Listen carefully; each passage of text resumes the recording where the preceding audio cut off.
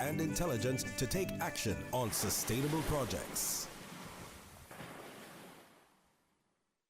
Talk Today is brought to you by Subway, open 24 hours in Countryside, Anderson Square in Georgetown, and Centennial Towers in West Bay. And by the Ministry of District Administration, explore your history, explore your land, explore your sister islands. And Cayman Airways, call them on 949-2311 to book your nonstop flights to Los Angeles and Panama. And now, Barbados. And Digicel, Cayman's bigger, better network. And Doctors Hospital. Peace of mind is important when life happens. Doctors Hospital, always there for you. Call 949-6066. But I do have some questions. There are more questions than answers. King Island's foremost listeners participation program. Talk Today. What is on your mind, Cayman?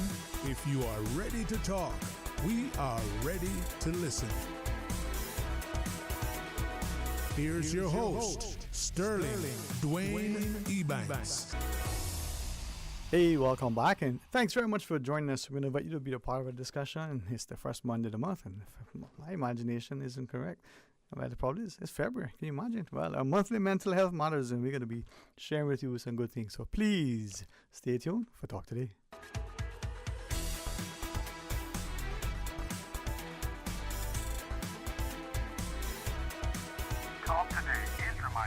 Avoid any statements or comments which are abusive, derogatory, malicious, or defamatory. Do not use indecent language or make any statement that is false or misleading.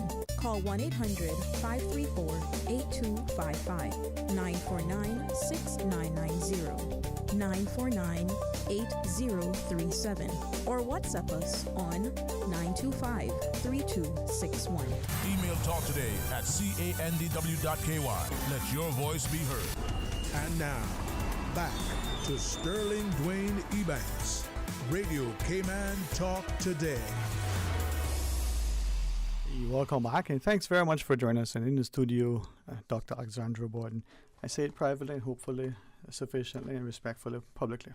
A truly heartfelt thanks for producing, helping to facilitate, not all you do in the community with your volunteer work and your, instruction through education, but our monthly mental health matters show.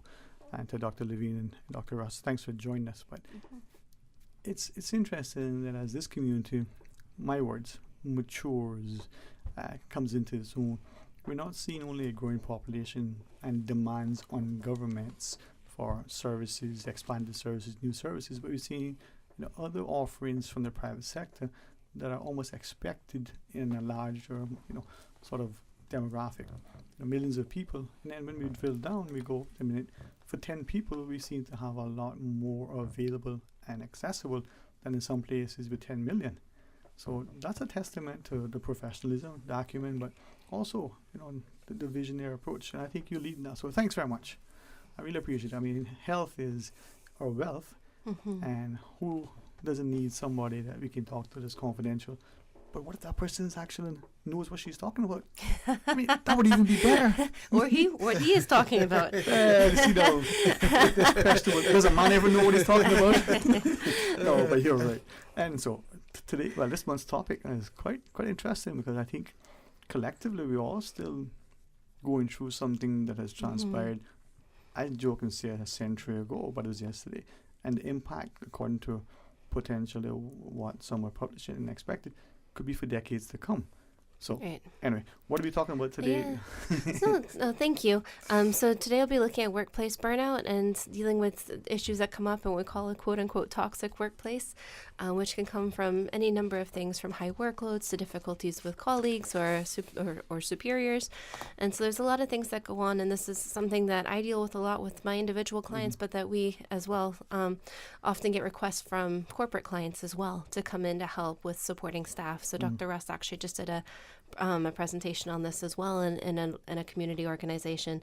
So this is something I thought is relevant to most people, especially as society has progressed, as you were referring to.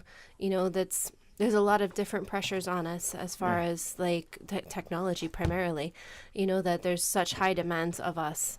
Through the pandemic, we've got the added stress of the remnants of that and things being back to quote unquote normal. But that technology advanced so much then. Even like I had COVID a few weeks ago and I still had to do all my meetings, but I had to do them online. So, there's great things that come with progress, but additional stressors that come too. So I think this is a very relevant topic. And I will say, normally our panelists are all females, and this is our 10th year, and we've got 2 gentlemen here, very highly trained, and I think I really appreciate that. I think that sometimes, it's nice to have the option of a male or a female provider, so I think it's great to have male representation here as well. So thank you. No, thank you. And I think this is where that collaborative, collective effort is important.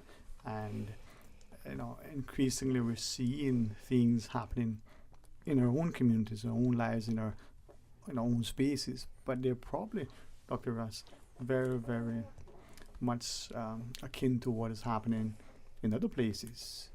A student here in a small school, of 300, perhaps is experiencing similar to a school in Canada, the US, the UK, or 3,000 or 30,000. So, unfortunately, the pandemic disconnected all of us, whether we're disconnecting from 30 of us or from 300 of us or 3,000 of us. Disconnection, I think, continues to influence our perception of stress and our perception of having a voice and mediating difficulties through relationships and participation in the community. I think we're still finding ways to reconnect after reeling from the event that happened a century ago, as you say. We're still finding ways to make meaning, reestablish modes of relationships, modes of connection, not just within smell range, as it were, but also whether it's Zoom or Twitter or TikTok or any of these other ways that people try to connect with each other, some more effectively than others. Dr. Levine, again, welcome and thanks. We hear the word burnout, and sort of deliberately knowing that this is our topic, trying to be conscious. I've looked around, not extensive, not exhaustive, certainly not empirical, and I've noticed that our young people, and I'm talking, not yet of the age of majority, are saying, "Oh, I feel burnt out," and I was asking myself, are they just repeating what we hear the adults in their lives saying? Are they actually feeling? And a few of them, watch them, they're falling asleep sometimes when they're not gaming, right? When they're not otherwise engaged, just let them sit for a second and they're not off. Now, is that burnout? But your initial comments, sir. But obviously it's easy for young people to, as you say, to regurgitate what they're hearing from adults. But in truth and in fact, from the true perspective of what burnout is actually within a workplace context. It's actually within an occupational context. And even before we speak on that, the important question, or one of the important questions, would be, what is burnout? So what is burnout? Burnout is a state of emotional, physical, and mental exhaustion caused by excessive and prolonged stress. I want to say that again. Burnout, what is burnout? It's a state of emotional, physical, and mental exhaustion caused by excessive and prolonged stress. Does it need to have all three of those components? Emotional, physical? I mean, could you have two of the three, one of the three? Does it have to have all three? The reality is we're spirit, soul, and body. And we know what happens in us psychologically, emotionally, mentally is going to affect us physiologically. So it's like a three-pronged approach. What is happening in our body, we're also going to experience that oftentimes mentally, emotionally, psychologically also. So emotional, physical. Yeah, right? And mental. And mental. Yes. And the reason why I want to ask, not to belabor it, but sometimes I hear people saying emotional and mental, and almost as if they're synonymous and interchangeable. But here, they're very distinct. Yes. Is that significant, or is it that we should no longer, be just willing to let those two words, be used as one, and are we using them incorrectly when we do? So emotional and And I give the doctor there, and no, he's looking at me. He's saying, Ian Levine, are you taking up the show? Or even Dr. Bodden. I would suggest that feelings, what we think and what we feel, are different. Mm-hmm. So as Ian was talking about, if we have a set of beliefs about our workplace or our capacity to manage it, that's a thought. That can be a plan. That can be a disillusionment. And that's different from feeling sad or feeling alone or feeling scared or worried or hurt. They're different experiences. They're both valid and both reasonable but different. Yeah. And the burnout can be distinguished from stress as a way to begin to understand what someone's experiencing. All right. So after we come back from this first break, and we're talking about in the workplace, and we've seen a lot of either deployment of technology, so people have to get, familiar with it, perhaps retrain, perhaps they know to use it, but have always tried to avoid it because their personal mindset is, I'll use it, pick up the phone and call you, or let's have a face-to-face meeting. Now we got to use this device, or maybe even the customer can't get into the platform because they don't know how to navigate. What do you mean I can't come in to pay? I need to call you and you're going to send it back to me by something. How am I just going to be secure? Little things, but then that employee who's constantly being bombarded, can we talk more about that and understand, well, not just what it is, but are we cognizant of potential signs? Are there ways to, deal with it? And then along the way, no, that's kidding. Hey, 949-8037, 949-6990. Please stay tuned. And if you have a call or a question, we're talking about burnout in the workplace. I'm going to help you. So stay tuned for this monthly edition of Mental Health Matters on Talk Today. Now, more than ever, supporting your immune system is crucial to helping your body fight off illnesses like the common cold, the flu, and COVID-19. At ValueMed Pharmacy on Walkers Road and in Boddentown, we carry all the essential vitamins and minerals to help support your immune system and improve your overall health. Some of our top immunity support picks are vitamin C, vitamin D, zinc, elderberry, and quercetin, or the popular 7-in-1 immunity support. Our pharmacists are always on hand to help guide you and answer any questions. Visit ValueMed Pharmacy on Walkers Road or Boddentown. Live happy, live healthy with ValueMed Pharmacy. At Doctors Hospital, we know life happens, and usually when you least expect it. So when unexpected medical issues arise, you need quality care close to home. Located in the heart of Georgetown, our accomplished team of physicians and medical staff treat minor urgent conditions such as migraines, chest and abdominal pain, shortness of breath, burns, broken bones, open wounds, and more. 24 hours, 7 days a week with no appointment necessary. Peace of mind is important when life happens. At Doctors Hospital, we're always here just for you. Need to speak to someone? Call 949-6066. This spring, say hello to Los Angeles. Explore foodie havens, local markets, art exhibitions, cultural shows, theater, you name it. Getting to LA is easy with 2 non-stop flights weekly aboard Cayman Airways. Midweek airfares are now on sale from just $410 CI round trip. Some conditions apply. Check out our socials for more inspiration and visit CaymanAirways.com to book. Sale ends February 14th. Now is the time to see LA your way. Do you own a 1996 to 2016 Honda vehicle? There is an ongoing urgent safety recall regarding faulty Takata airbags that can seriously injure occupants in Honda vehicles. Please go to HondaCayman.com/recalls to check if your vehicle is affected. The automotive industry continues to face an unprecedented challenge in the recall and replacement of millions of Takata airbag inflators. Honda is committed to addressing the needs and concerns of our customers who are affected by this safety issue. Honda stands behind the safety and quality of our products. The protection of the drivers and passengers in Honda vehicles is our paramount concern. Please go to HondaCayman.com/recalls or call us at 949-5525 to check if your vehicle is affected by this urgent Honda safety recall. Discover your dream home with Cayman National's home loan. Get up to 95% financing, repayment up to 40 years, and just a 0.5% commitment fee. Your interest rate? Depending on your risk factors, it'll be fixed or variable. Plus, you get a pre-approved credit card. This is a limited time offer. Dial 949-8300 or email lending@caymannational.com today. Wouldn't it have been grand if you had purchased land 30 years ago? It may not be 2020, but a perfect vision has never been more clear. Cayman Brac and Little Cayman, poised for growth with an eye on the future.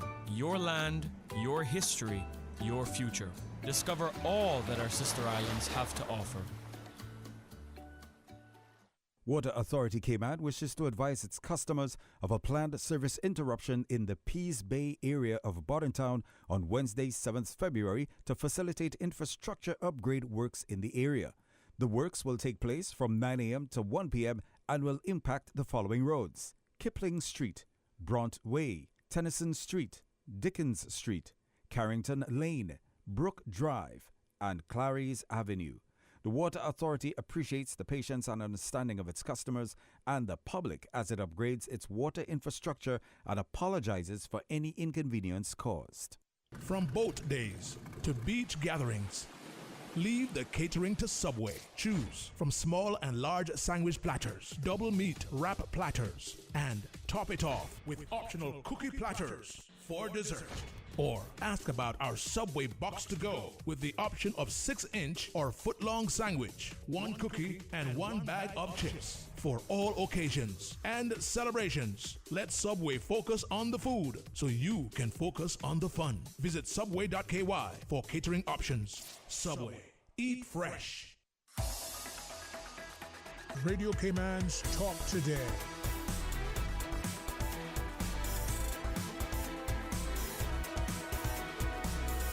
What is on your mind, Cayman? Hey, welcome back, and thanks very much to joining us for our monthly Mental Health Matters. Dr. Alexandra Gordon, Dr. Russ, and Dr. Levine. Thank you for all, for sharing. So the topic this month is saying, managing burnout. How to, survive a toxic workplace. So is it then that, before I continue asking questions, Dr. Gordon, before we went into the break, as we come back, any thing you want to share with us to make sure I stay on point and listen a little bit more? Yeah. No. I think that's great. And I think it's important to realize that the impact of burnout tends to come with chronic stress and exhaustion. So, it kind of starts with like things here and there, maybe being a bit stressful, but then over time is when we would run into difficulties.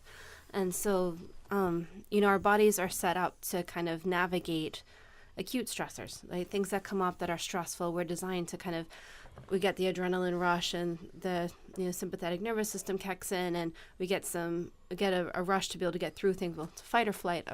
Fight or flight is what comes up, which used to be like when we're fighting lions, but we're fighting budgets and things like that come up instead these days. Much harder things these days.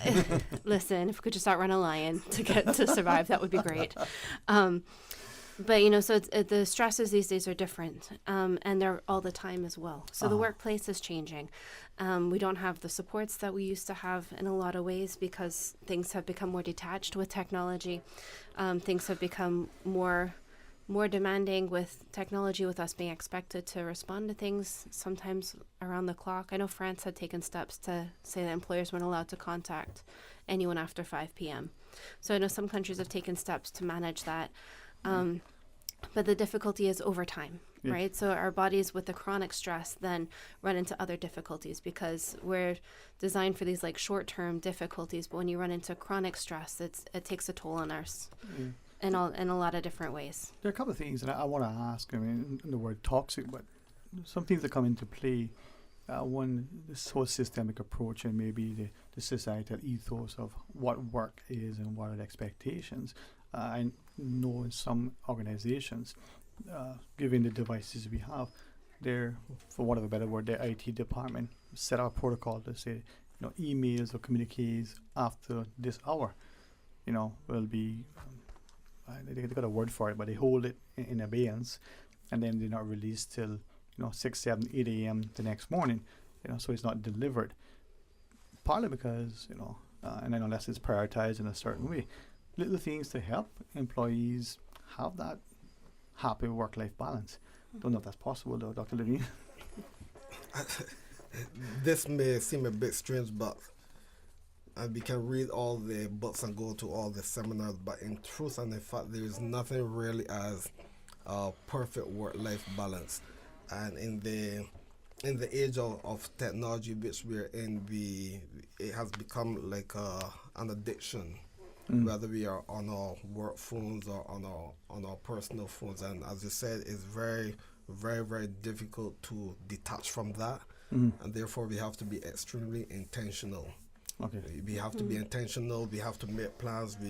We have to say within ourselves, you know what, after my quote unquote sanctioned work hours, I'm going to turn off my phone or put it on vibrate or silent or whatever, and just not say, but we actually have to do it. We actually have to take that positive action in order for us to separate ourselves, because the reality is, you know, once you access, and we're still speaking about burnout, and we said burnout is in the context of occupational environment or work environment, and it's very easy that as soon as you access your work email, you know what you're going to do. You're not just going to access because you feel you're going to see a tasking, you're going to see something that you will feel quote unquote obligated to fulfill that task, and then you naturally, you automatically then place yourself in a work mode, which cannot be healthy.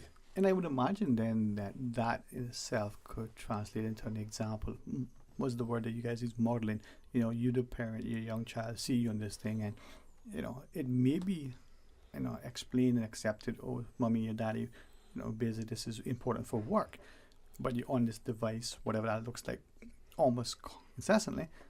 That child then says, well, this must be the expected norm, and there's never a disconnect. I want to maybe explore that at some point, but I wanted to ask, the word toxic, we talk about surviving a toxic workplace, toxic dump, a toxic chemical, a toxic relationship. Two things, you know, what is considered a toxic workplace, and is it that you have to have a toxic workplace to experience burnout? Yeah. No, and if there's any environmental toxins, you need to call someone else. I don't know which department it is, but it's not us. But that's something that has come up a lot. So no, burnout can be caused from anything from high workloads to heavy deadlines to, you know, I have a lot of clients, a lot of friends that operate in departments where there's positions that are unfulfilled. So they're operating as 2 or 3 different people. They have a lot of responsibilities. Sometimes the schedules are just hectic. I know, like the accounting firms, like, you know, coming close to the deadlines at the end of the year. Yeah. So, you know, it can be from long work hours. It can be from excessive workloads. It can be from difficulties with the people around you, whether it's stress from managers, either micromanaging, not being present, not being supportive, being overly critical, just having a conflict with personalities. It can be with colleagues. So there's a lot of different things that can come. But obviously, so my specialization is with persons with a history of abuse. So I've dealt a lot with domestic violence. And that's something that has struck me in the last few years in dealing with a lot of people in Cayman, adults, with difficulties with workplace bullying. Is just how much the relationships at work can mirror what we see in families as well. And you actually spend more time at work. And so it actually takes more of a toll. Yeah, absolutely. Of course.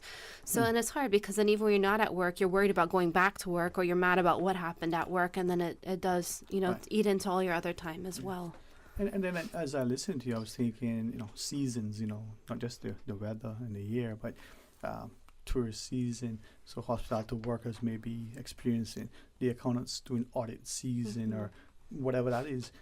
If we as employers and employees and families get to that understanding about for these times of year, you know, your spouse, your sibling, you know, your offspring or whichever could experience this thing because of the demands, maybe we can, help me. Well, and if it's time limited, it's a bit easier to manage as well. You know, it's just for the next 2 weeks or just the next 3 weeks, which is a long time. Or next 6 months. Right. But it's when it kind of carries on every day, and I think relationships in particular tend to take a stronger toll on people as well, right? When it's indefinite, when it's out of your control, when, you know, especially if you've tried to reach out for support and you've not gotten anywhere, you know, it can be, you just get overwhelmed, right? You become apathetic, you begin to feel hopeless. It takes a toll on your immune system from being under the stress all the time. So it can really have a huge impact, right? And that's where, you know, when we're brought into companies, it's a lot of times that there's, you know, conflicts between people that haven't been resolved that just carry on, or people just get moved between departments without ever resolving things, and they carry that stress with them, as well as the knowledge that it wasn't dealt with for whatever reason. You know, and so it can be hard, because then they start missing work because they can't deal with the stress, because they're sick, because they just can't bring themselves to go in. That's a cycle. Absolutely. Then, which then takes a toll on the company, which unfortunately is then when companies tend to pay attention. But a lot of times at that stage, they're in burnout and beyond, and it's hard to, you know, resurrect those relationships sometimes. Which is where a lot more companies have been taking a proactive approach in Cayman, which is where we're being brought in before then, which is great, to educate people on how to recognize signs of burnout earlier, you know, and taking measures to support themselves and support their staff, because we've been brought in to talk to managers and the higher ups as well at times, to explain what happens and what they can do to support the people in the workplace too, because it really is in their interest to have everyone healthy. Exactly. I want to ask this and not in any way other than to try to relate this as much. To what extent sometimes we're just paying lip service? They're a nice buzzword of the decade, you know, word like wellness, right? I still to share that, as you were referencing that, Dr. Borden, I worked for an organization 25 plus years ago, and they had personal days as part of your contract, wellness days, that you had to take, you could take, and it was cool. They had things that, I guess in today's world, would be like personal development plans, facilitating training, all sorts of things. And I remember a number of employees, and this is an organization with, you know, global offices and, you know, lots of employees, just saying, but, you know, this is airfare, this is foolishness. Then there were those who saw it as just another way to, you know, game the system. But there were a couple who actually benefited, and you could take a day. You weren't looked at. I fast forward now a quarter century later in the Cayman context, and I wonder how much of that are we parlay into some, you know, profiteering? Is it just lip service because, hey, we know we offer this? Where do we strike that balance so that we understand the importance of what you shared? Call us in. You wouldn't ignore that bleeding arm and not go to your physician, right? I mean, that was very progressive for 25 years ago. No, that's brilliant. This organization, I tell you honestly, amazing.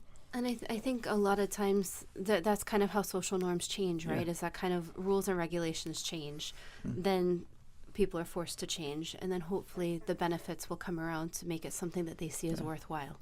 Right, a lot of the huge companies in the States have kind of jumped the gun looking at prevention as, not jumped the gun, but have taken the lead, sorry. And that saying that prevention, absolutely, that prevention is better than treatment. And so they do a lot to educate their employees and make sure that they have, I think, flexible work schedules and, you know, these kinds of things properly, maternity leave and support for, you know, coming back into office and all this kind of stuff. And so that to make sure that to reduce the risk of burnout and have them be as productive as possible. So I think that it kind of starts with these things being brought into law, which I think the mental health days or the personal days are in or coming in. And so something I'm hearing more and more from organizations in the community. So it might start at first, so it is going to be just a checklist. I think often it can be brought in as a checklist. Bring in some psychologists to talk about feelings. Check. But, you know, then they do bring us in, even if we are a checkbox. Hopefully we can give some strategies, some information, and then we make connections with the people who then see that, because I know in Cayman, obviously, there can be some stigma around mental health treatment. They can see who we are and how we work, and they can reach out if they have any questions or if they're interested in more support. So hopefully it starts the pattern and the snowball going. And the thing is, it's good that we in Cayman sometimes can take a page from best, you know, another nice phrase we like to use, I don't know that we understand it nor apply it properly, best practices. And we hear many pundits.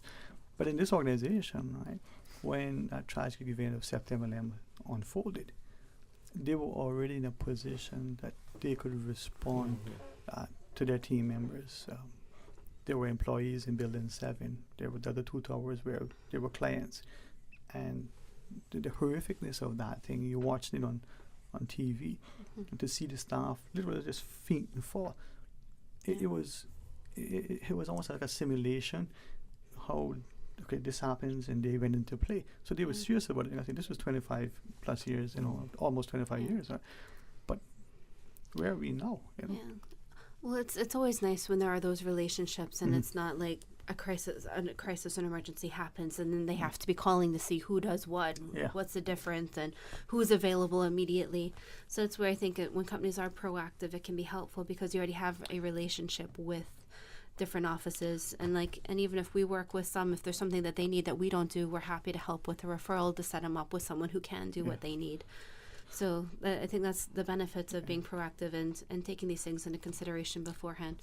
Although if they step in to support their employees in an emergency and they haven't had any contact before, that's okay too. Yeah. We'd rather they come then than not come at all. And it also creates a healthy buffer. Yeah.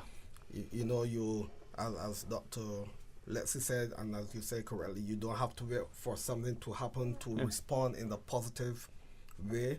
But once you get the training, you get the tools, the coping mechanisms, the likelihood that when something happens or if something happens, that you'll be able to respond in a more positive way. As a listener, I maybe want to bring back to this whole toxicity in the workplace and the burnout. But Dr. Russ, from that perspective, we see entities, well, we talk about business continuity in a second, but he's telling us we need a break. Let me not ignore him. We'll pause, we'll take the break. When we come back, we'll continue. If you wish to call and share a thought, ask a question, hey, join us. Stay tuned for Talk Today. From boat days to beach gatherings, leave the catering to Subway. Choose from small and large sandwich platters, double meat wrap platters, and top it off with optional cookie platters for dessert. Or ask about our Subway box to go with the option of 6-inch or foot-long sandwich, 1 cookie, and 1 bag of chips. For all occasions and celebrations, let Subway focus on the food so you can focus on the fun. Visit subway.ky for catering options. Subway. Eat fresh. At Doctors Hospital, we know life happens, and usually when you least expect it. So when unexpected medical issues arise, you need quality care close to home. Located in the heart of Georgetown, our accomplished team of physicians and medical staff treat minor urgent conditions such as migraines, chest and abdominal pain, shortness of breath, burns, broken bones, open wounds, and more. 24 hours, 7 days a week with no appointment necessary. Peace of mind is important when life happens. At Doctors Hospital, we're always here just for you. Need to speak to someone? Call 949-6066. Find your dream car with a Cayman National Vehicle Loan. Enjoy 100% financing, up to 8-year repayment, and a 7% fixed interest rate for the first 5 years. For eco-friendly cars, we'll waive your commitment fee. This only applies to new vehicles. Call 949-8300 or email lending@caymannational.com today.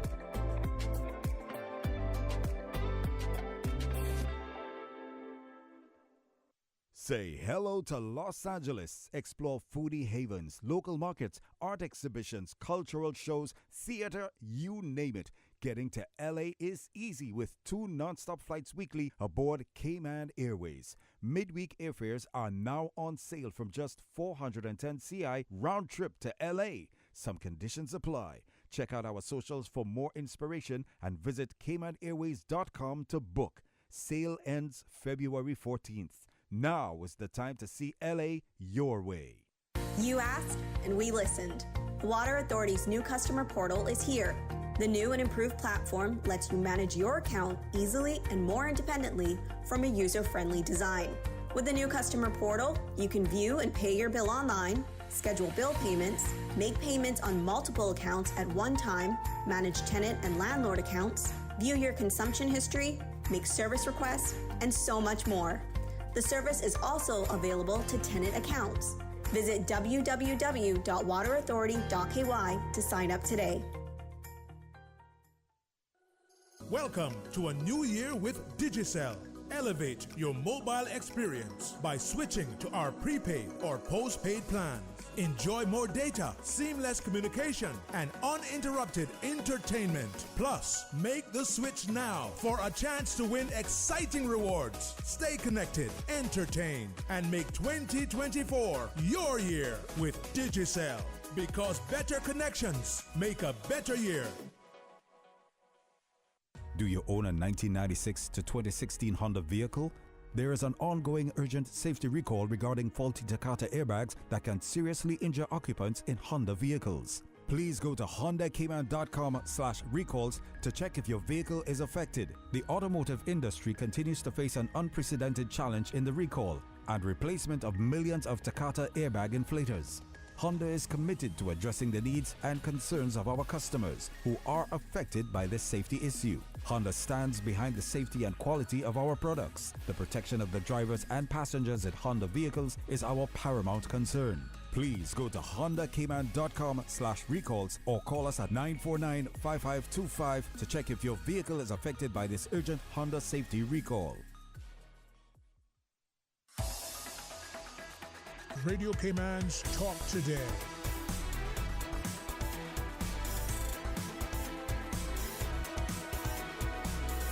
What is on your mind, Cayman?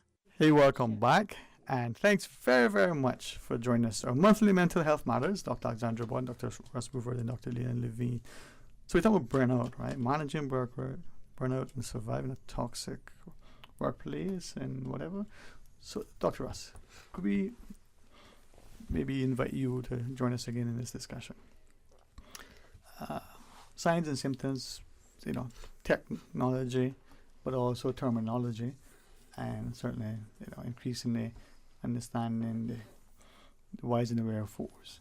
Is this something that is, to an esoteric audience, is something that is much more, is it real? It's Is it real. scientific? It's real, and it's increasingly prevalent, and it's been increasingly studied. Dr. Ian mentioned some of the signs and symptoms that are consistent across sources that help identify some differences between stress and burnout. Mm-hmm. Just recently, in 2024, there was a burnout report that came from the UK that described that 91% of all adults experienced high levels or extreme levels of stress.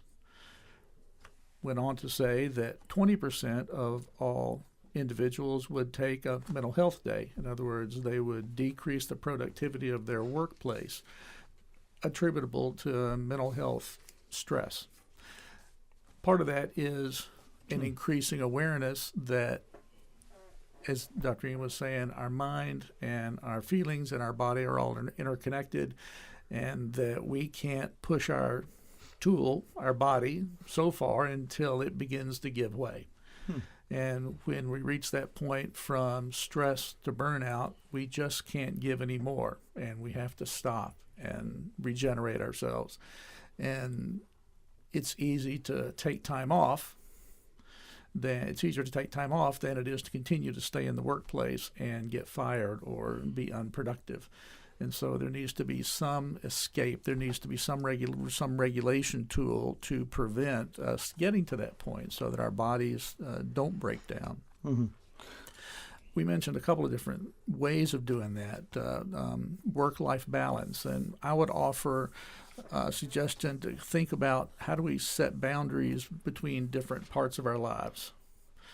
4 big ways to do it. One, we can integrate them, like people who work at home. It's a great example.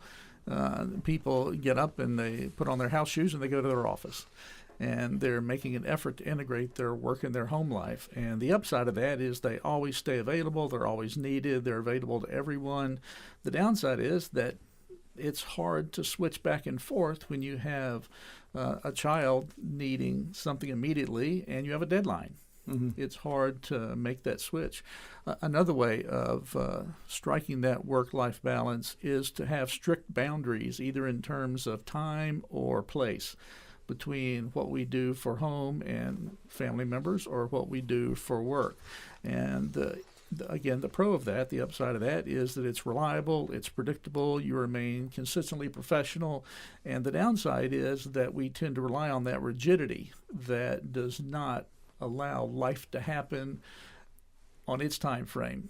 Mm-hmm. For example, as we got an email about demands for attending to details because the next day a document has to be filed with the government.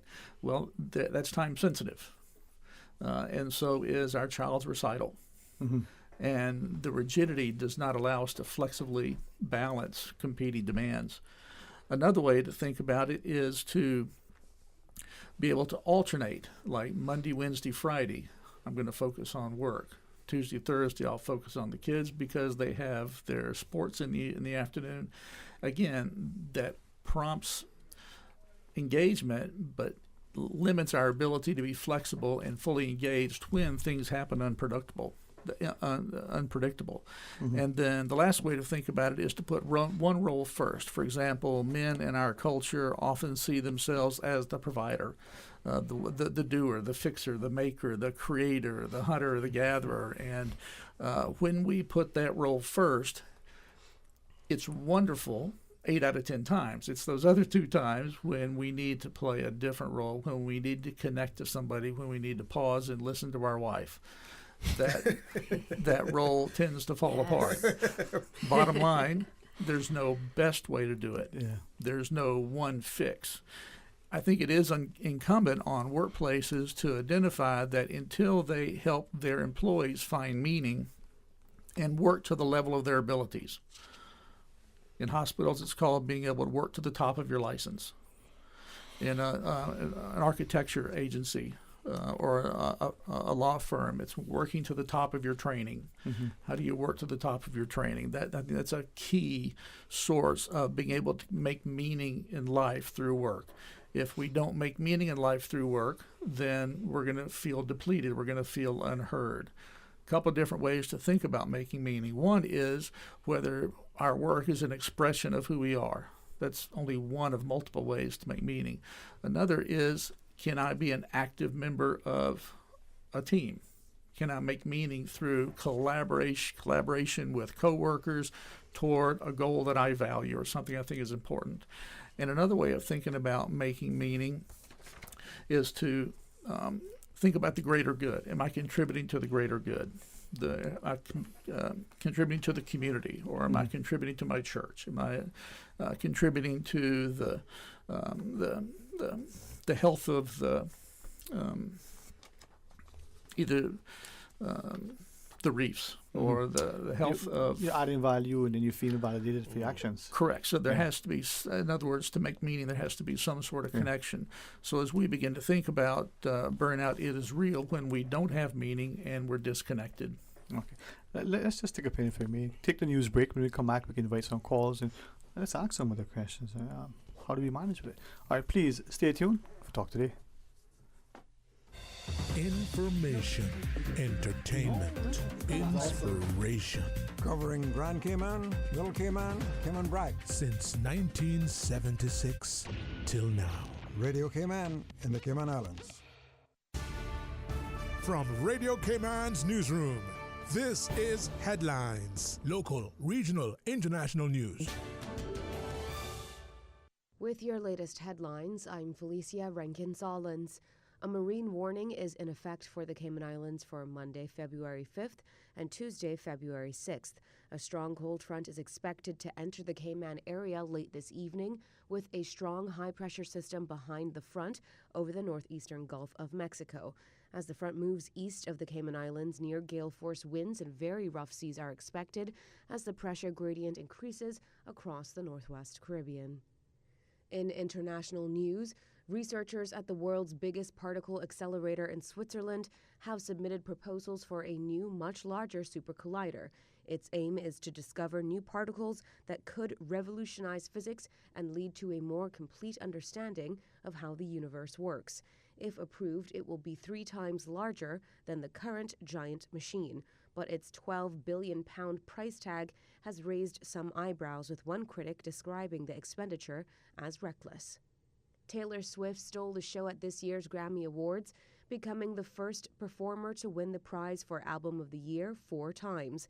The superstar had previously been tied on 3 Best Album wins with Stevie Wonder, Paul Simon, and Frank Sinatra. Miley Cyrus and Billie Eilish took the other top awards at Sunday's ceremony. These are your headlines. I'm Felicia Rankin-Solins. The Health Services Authority has over 120 world-class physicians offering the most comprehensive range of specialist services on island. Our dedicated team of professionals provide the highest quality care in orthopedics, interventional radiology, women's health, geriatrics, and a host of other specialist areas. We are a JCI accredited organization with a proven record of excellence. At HSA, we are committed to caring for you. For more information, visit hsa.ky. More news available at www.radiocayman.gov.ky. Check out our social media pages: Facebook, YouTube, X, formerly Twitter, Radio Cayman Headline News.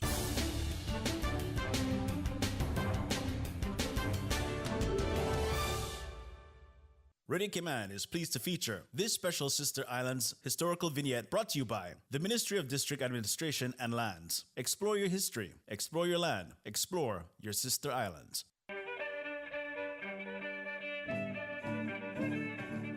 Born September 25, 1947, at Watering Place, Cayman-Brac, Royce Adolphus Dilbert was the firstborn son to Hallen and Grace Dilbert, nee Tibbets.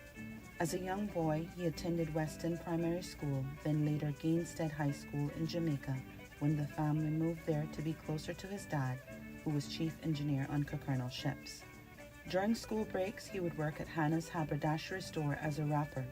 Wanting to be a seaman and engineer like his dad, shortly after his 16th birthday, Royce would join his dad on the Cockernel ship, the Kirk Pride, as a messmate, later working on other Cockernel ships for Bawden Shipping on the Merkel, National Boat Carriers, West Indian Towing Company, and West Indian Lines. Mr. Dilbert would enroll at National Technical School, and at age 25, he achieved his chief engineer license. By this time, Royce had worked his way up the ranks from BR messman to wiper oiler, fireman, second and first engineer to chief engineer.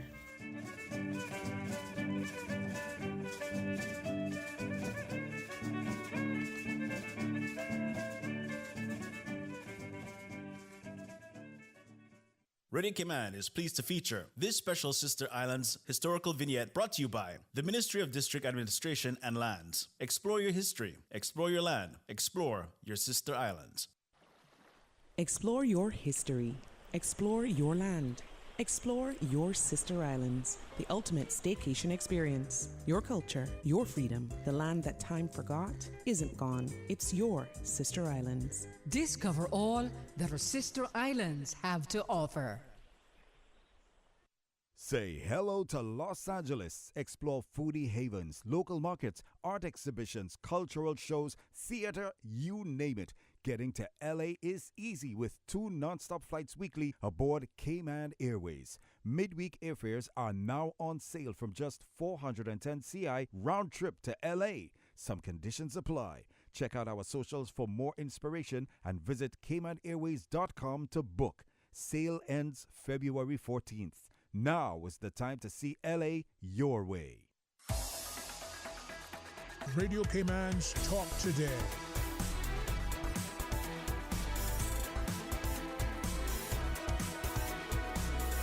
What is on your mind, Cayman? Hey, welcome back, and thanks for joining us. And it is our monthly Mental Health Matters. Thanks to Dr.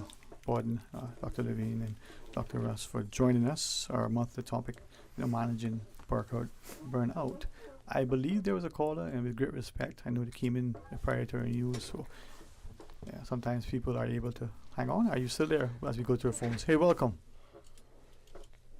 Good afternoon to you, Sterling Green. And to you, sir. Good afternoon to your distinguished panelist here. Yeah. Thank you, too, for hanging on, right? Your feed. Mm-hmm. That's okay. Yes, sir.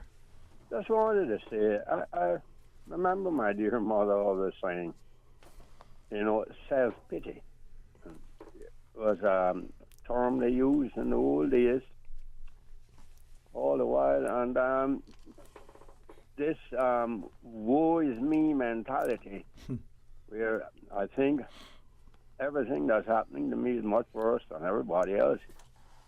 And I notice a lot of that nowadays, and I just wondered if the way we used to do it in those old days, if we just said, like, you're in the army, suck it up and move on. And, I just wondered if that's applicable to today's people, where we see mostly young people and even some older ones are glued to that. What one of the guests were talking about, cell phones and internet and all day long, and 90% of the time. And I just wondered if today is much more stressful because of different ideologies or different ways of thinking about work and the types of work we're doing nowadays. But still moving at about the same speed, or maybe even slower, because if you look at a picture of people 50 years ago, you will see that they're starkly much slimmer than they are nowadays. You don't have to be any genius to figure that one out. So maybe we're getting information a lot quicker, but can we act on it any quicker since we seem to be much slower? I just wondered if any of what I just said is still applicable. That self-pity thing and that woe is me mentality, and try and get through things by yourself. I know it's needed, psychiatrists, and it's very important, and mental health counselors, and so be it, and so on. But I just thought if there's any effort made to tell people, try and help yourself, try and help yourself. I'll hang up and listen on to the panel of experts there. Hey, thank you again for listening, and I can infer much from what the caller shared, but any of our panelists want to jump in first? Who wants to be Dr. Watt? Yeah, no, he definitely touched on a lot of lifestyle things that have changed. And I know that's something that we often talk about, is the differences between past generations and these generations, because especially in Cayman, it used to be a lot more physical work that we did. He referenced the Army. And the Army is a special context as well. So I'd say that's even another level. But there's been a shift where, and I think that Cayman is kind of still in the process of understanding the emotional side of things. And yes, it is important to be strong and build resilience and to have resilience, but also to have compassion and understanding that the workplace today is very different than it was before. In addition to all of the lifestyle things that are coming on, as far as like the food that we're eating is more processed, which has a greater impact on our mood and on our body and on our waistline in that case, and on our energy to be able to do things. The work is very emotionally and mentally taxing, as opposed to more physically. So it's a very different place that we're working with, and I think it's important to acknowledge the strength of the past, but also to look at what it takes to function these days, because to take a person from that time and plop them into today's workplace would be very different. So I think it's important to have compassion for the younger people as well, as they're coming up and learning to function with this. And having technology, while it can be a benefit, can also causes a lot of stress, and it can be a huge risk factor as well today. And to take that into consideration, and that it's always okay, no matter what is going on, to ask for help, which I think is a newer idea, which is what we always talk about here on Mental Health Matters, is that it's okay to ask for help. Even if you're just not sure what's going on, or it'd be helpful just to talk something through, it can be okay to ask for help, which is a new concept in Cayman, that it's okay, to see someone for emotional support, not just physical. Let me query something then. Pew Research did something way back when they talked about how companies have gone through different phases and how employees saw their employment. So, whatever the decade was, you worked for a company for life, 40, 50 years, then you retired. And then, as the decades, 50s, 60s, 70s, 80s, 90s, it changed. You were there on a transition. But the companies themselves saw you as the employee, that you were there and you were part of the family, and it was a strong corporate culture, and, it was expected. And then probably 80s and 90s, companies approach, come in, let's buy off as much as we can, spin it off into something, sell off the assets, get rid of as many people as possible. So all that is changing. And I asked that to share that not long ago, let's think, post Hurricane Ivan, we start to hear the phrase, business continuity plans. Have we gone from a space where the company was only concerned with how do we continue operations to serve the client, whether that's having a redundant office elsewhere, hurricane-proof or data-proof place somewhere physically. We don't care too much about you. We need to make sure that the company functions. To now where wellness and mental health days and all these other things, so that focus is on the employee. And if so, are they two mutually exclusive? Dr. Levine. I think, even as you said so correctly, that because of what is happening now, and we can even say this even post-COVID, and obviously we know that within organizations that the whole aspect of releasing mental health into the workplace or space just never started after COVID. It obviously became more prominent and more dominant. Yeah. But I think that the whole aspect of wellness in the workplace, it was there before. And obviously, Dr. Bonham mentioned it so perfectly earlier, that because of changing times and what is happening, that it would become more prominent, it would become more important, more resources, more training within workplaces, which is critically important. And even on the whole mental health that you just mentioned, just also want to pick up quickly on something that Dr. Bonner spoke about, that because we are quote unquote in a sedentary lifestyle work environment.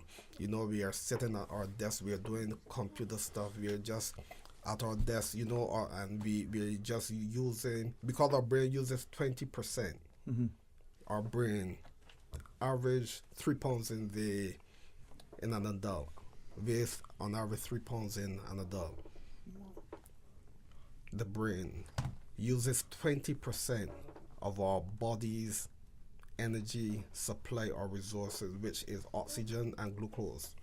So we see, and I'm saying this in correlation with the whole aspect of mental health. So we see that when someone is more stressed at work, obviously their brain is going to use more energy. Imagine this little head here on Ian Levine using just 20% of my entire body's energy resource. So now when I'm dealing with stress and my cortisol level goes up, and dealing with anxiety and the pressures and everything happening in the workplace, it means that I am not going to be as productive as I want to be. So going back to the question, I think, and based on all the studies that have been going on, that the whole aspect of mental health is important, is increasing. And you mentioned a particular word earlier. You mentioned that word help. Yeah. And I came across some research recently that trainers going into workplaces and saying to teams and staff and executives it's okay to ask for help. And they saw that when persons started to ask for help, that in reality team members were actually willing to offer that level of help. So ask for help, but also accept the help that is offered. Yes, and then you see the whole mental aspect of workplaces becoming more cohesive. Okay. Dr. Ross, if I might, chime in and jump in if you want before I ask anything. I give you, is there anything you want to contribute, or shall I just ask? Okay, thank you. I know that's usually, but a man must defer to his elders. Sorry, he's like, ooh. But with that, we're seeing a certainly change dynamic with respect to not only employment, but the way we approach and our expectations. Given a couple of things, post-COVID, companies, seemingly large companies with tens of thousands of employees, are now saying to the employees that they were happy to, move remotely. We want you back physically in the office for whatever the reasons. Even where they've proven that productivity was still high or higher, as you had referenced earlier, when the employee was not physically at the office. This mixed messages, could that lead to not just added stress, which could lead to the burnout, but the confusion and then the employee being confounded from the perspective that, why do I now have to commute an hour to work or longer? I could be home. I can still put in more hours or less hours and be more productive. I can get in the run in the morning. And whether this is in the UK or whether this, you're living in Savannah, how do we get the company and an employee to understand the importance of the health of the individual, but the continued financial profitability of the entity? Two terms you mentioned: confusion and then conflict. Yeah. And think of a work arrangement as a contractual arrangement, as it were, right? Each has responsibilities, and we've been focusing on the lack of responsibility on the part of the employer. And to reference the caller from earlier, what if we increase the focus on the responsibility of the employee to bring their best to work? What if we ask them to identify how they can bring what skills and abilities they have to that setting? In other words, it has to be a communication. It has to be a collaborative process to limit the burnout.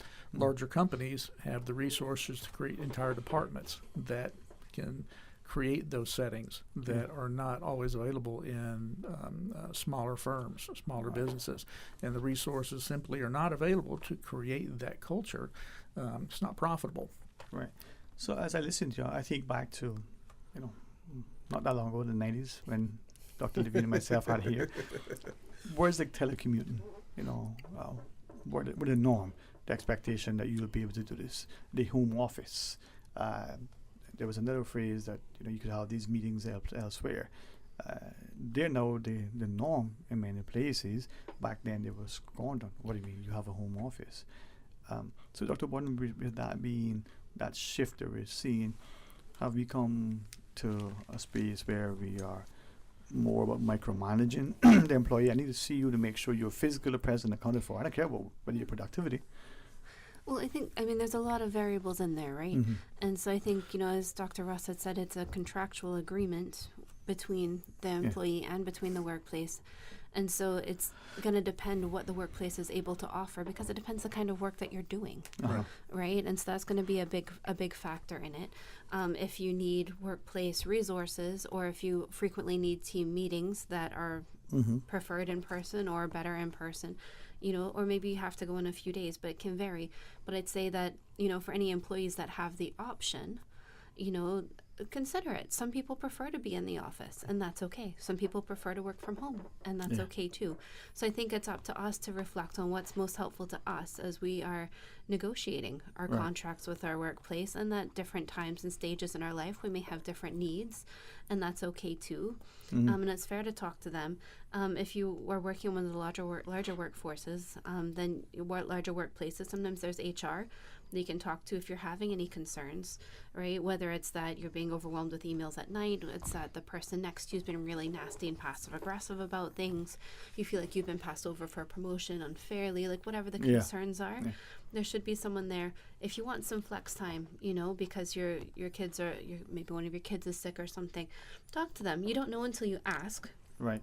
But also, I think it's up to us as well to kind of take time to reflect on what's most important to us and what we really want, and that, what may have been your dream job at 24, maybe at 46 is not, and that's okay too. That things change, and sometimes when we try to make, but when we try to make things fit, it sometimes will add to the stress, not to hold on to things like that. And that's where having some support can be helpful. HR can provide support with navigating things either with our boss or with the company or with coworkers. Counseling support can be helpful.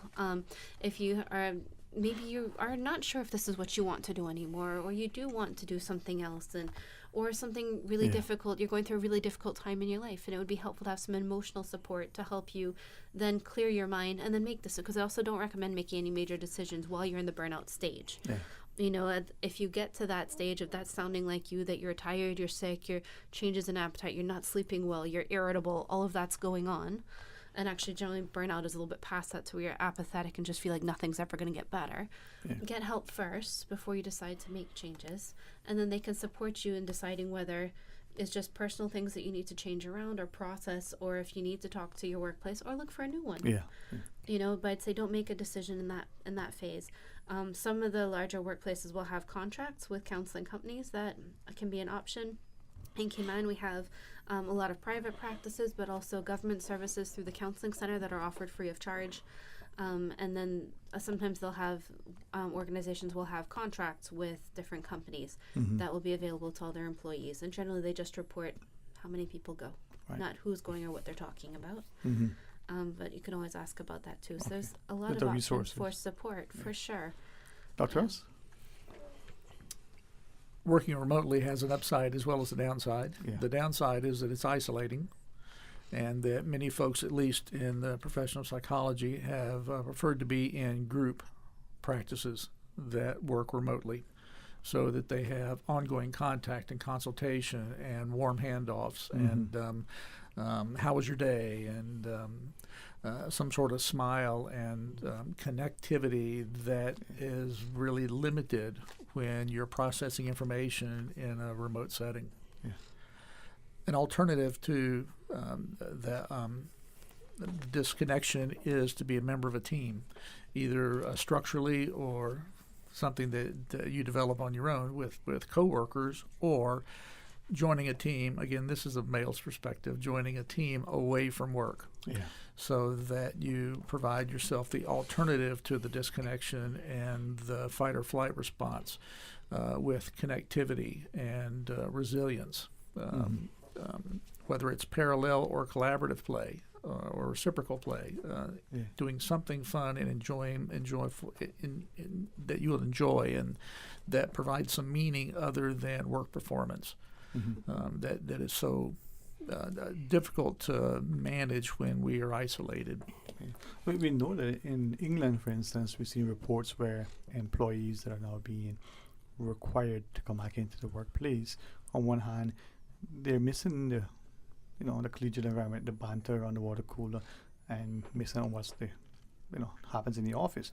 But then the other one, as Dr. Ross said, they're trying to get to be more productive, spending more time at home, and Dr. Levine? Yeah, I just wanted also to add to what Dr. Ross said relative to the connectivity at work, because it's also good for the brain, all those hormones, the dopamine and the oxytocin and the serotonin and the endorphin is very healthy. Indeed, and we know that we were created to connect. And I don't want to speak too much about COVID, but we know how it felt when we were away, locked down in our homes, and we know the effect of that. Yeah, well, the negative, it's not just semantics.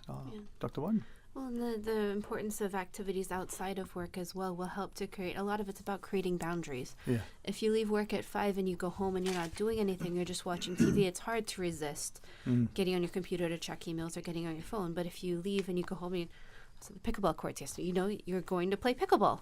Then you are, by the nature of it, going to have something outside physical, connecting with other people. You're not going to have your phone on you for an hour, hour and a half. Right? Then you probably might stay afterwards and hang out for a bit or talk to someone. You're going to go home and that's what you're going to be discussing over dinner. So there's a lot of good things that come from it. I mean, even with the kids, it's scheduling time with them where you put your phone away and realizing that when you schedule personal things, it is, so I also work a lot with Miss Heather Lockhart, who's a life coach, and that's what she does a lot of and has great ways of supporting people and putting in those kinds of boundaries. That when you schedule something like pickleball or playtime with your kids, that you put it in just like a work schedule, a work meeting, or just even going to the gym or going for a beach walk. Schedule those things in. Absolutely, because that's what will help you then actually be more productive at work, right? The personal things that let you get out helps you to regulate your body and all the chemicals that are going on, and then actually helps you to be more productive. Because the other thing is that it's actually a phenomenon that actually I was talking to her about the other day called presenteeism that we're experiencing now. Absenteeism when they don't come in. Presenteeism where people come at work and they stay too long. Because they're just there and they just keep pushing through. But of course, the further you get into burnout, the less productive you are because you can't concentrate and you're tired. And you're just at the end of all of your energy capacities. So those boundaries are actually really helpful and you end up more productive in the end. Research uses the term work martyr to describe that role. Yeah, exactly. And even to that, I came across some research by Dr. Marie Nero, who is the director of Department of Environment, Climate and Change and Health at the World Health Organization. And this is what she said based on the research. She said working 55 hours or more per week is a serious health hazard. Yeah. Interesting you share that, because I wrote down earlier, I was considering asking about it from two perspectives. First, we look at the deployment of technology and the use of video calls, for instance. So for some organizations, it's not enough that the employee is on a conference call audio. They now want to see the person physically, whether you're working from home or in your office, whether you're comfortable in front of a camera, like to what extent that may be putting greater stresses on someone and the like. But then the 4-day work week, we've seen organizations in Cayman toy with it. How is that working out? It's not for everybody. To your point, Dr. Levine, the idea that working beyond X hours for the week are not only kind of non-productive, but physically could be impacting your health in a negative way. Absolutely, and you know why that happens? Not only because you're working 55 hours or more per week, but when you get into the work mode and the work mood, you're sat at your desk, and refer that what sitting is the new what smoking. Yeah. You're sat at your desk, you don't take time for your lunch break, you hardly go to the bathroom to refresh yourself, you hardly take a walk outside, enjoy the nice Cayman sun. So all of those dynamics are the reason why working 55 hours or more can contribute to serious health hazard. But as we look at our discussion, maybe this is a follow-up, but I recognize in Cayman there is seemingly in some organizations or some professions that the longer you're there, no matter how productive, it's billable hours, you seem to be on the job, the work smarter, you're there. I worked with a guy who said, listen, if you find yourself between 5 p.m. and 9 p.m., you got to consider how productive were you between 9 a.m. and 5 p.m. So if you can do it between 9 and 5, you don't need to be there between 5 and 9. And it's something that I look at and go, it may not work every day, but if you find yourself constantly, every day, on weekends with those hours, are you making a bag of money because you're productive? Or are you just putting in time to get away from the family? No, those are all important questions, but also if it's because your workload is that high, something else needs to be done, because a lot of the people that I've seen that work hours like that aren't getting paid overtime. Yeah. They're the managers that are there that are trying to pick up after everyone else, that are working 3 people's jobs, that are there 12 hours a day and just exhausting themselves. So if that's the case, then there needs to be a discussion with management or HR to talk about what's going on, because either you do need more money or you need more support, right? Or resources, right? Exactly.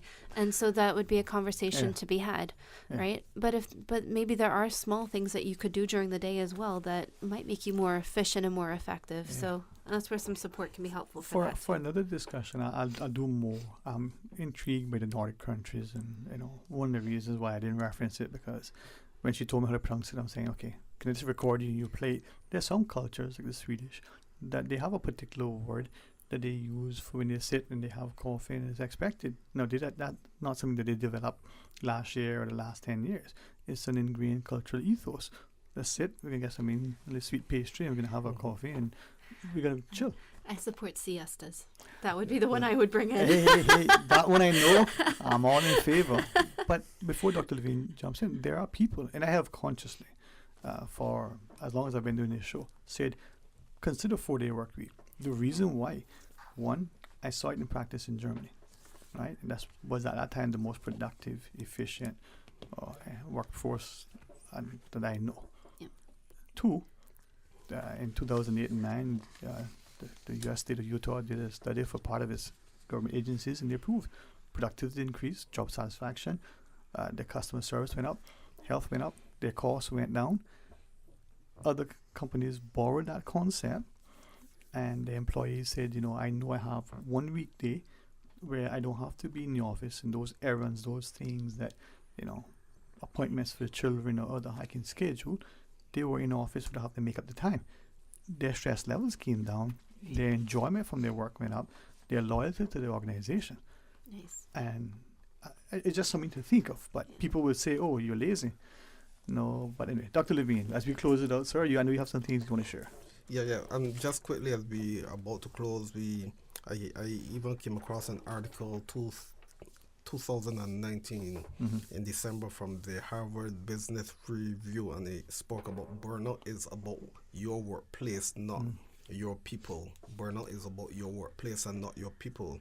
And with a Gallup survey of 7,500 employees, and they found that the 5 top reasons for burnout are: number 1, unfair treatment at work. We've been speaking about that earlier. Number 2, unmanageable workload. That's a biggie. Number 3, lack of clarity. Number 4, Dr. Borden just spoke about this, lack of communication and support from who? Not just your team members, but support from your managers. And number 5, unreasonable time pressure at work. And we know that those who suffer burnout, once again, research shows this, the persons in the helping profession, doctors, nurses, and even early this morning, I also wanted to add pastors, and teachers, and those in high stress careers, and even if you're not quote unquote in a high stress environment, just by virtue of what you do can cause burnout. We have the added burnout of compassion fatigue, the helping profession. So there's other ways that we burn out too. That's just even more important. You take on so much and you wear other people's. Dr. Russ, what words of wisdom you wish to leave with our listening audience? Avoid gossip. Take times with, that should be a law. Take time for lunch with your friends, not co-workers. Do something playful each week. Have an electronic detox one time every day.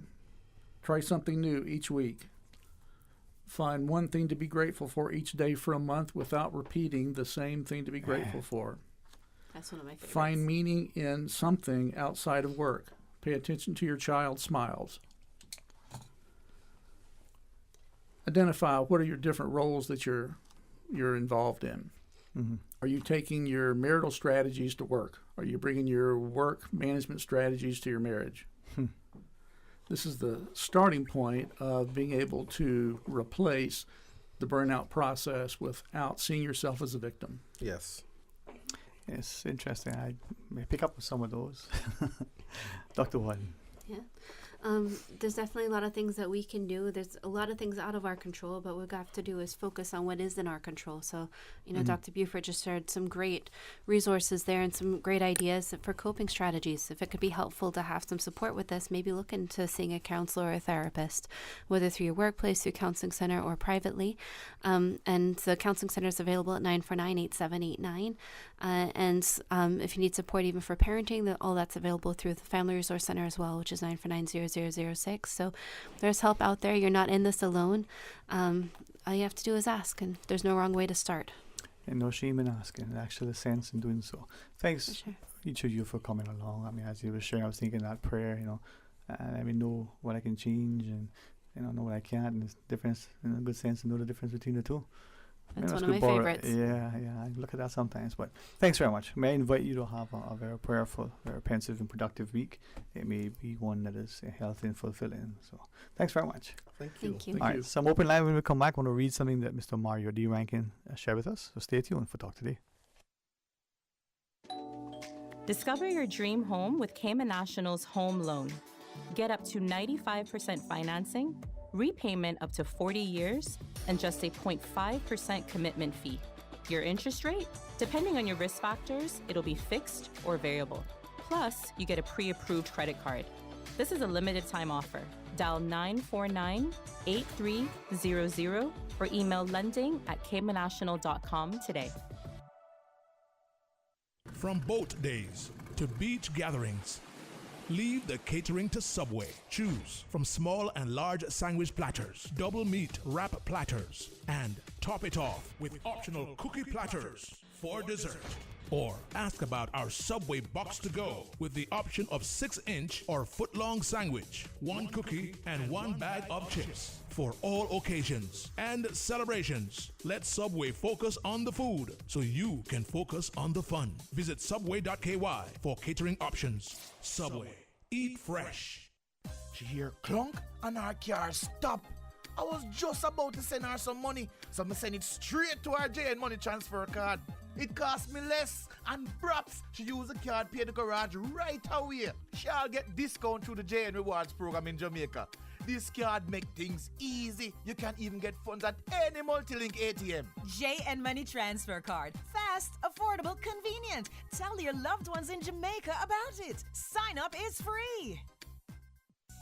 At Doctors Hospital, we know life happens, and usually when you least expect it. So when unexpected medical issues arise, you need quality care close to home. Located in the heart of Georgetown, our accomplished team of physicians and medical staff treat minor urgent conditions such as migraines, chest and abdominal pain, shortness of breath, burns, broken bones, open wounds, and more. 24 hours, 7 days a week with no appointment necessary. Peace of mind is important when life happens. At Doctors Hospital, we're always here just for you. Need to speak to someone? Call 949-6066.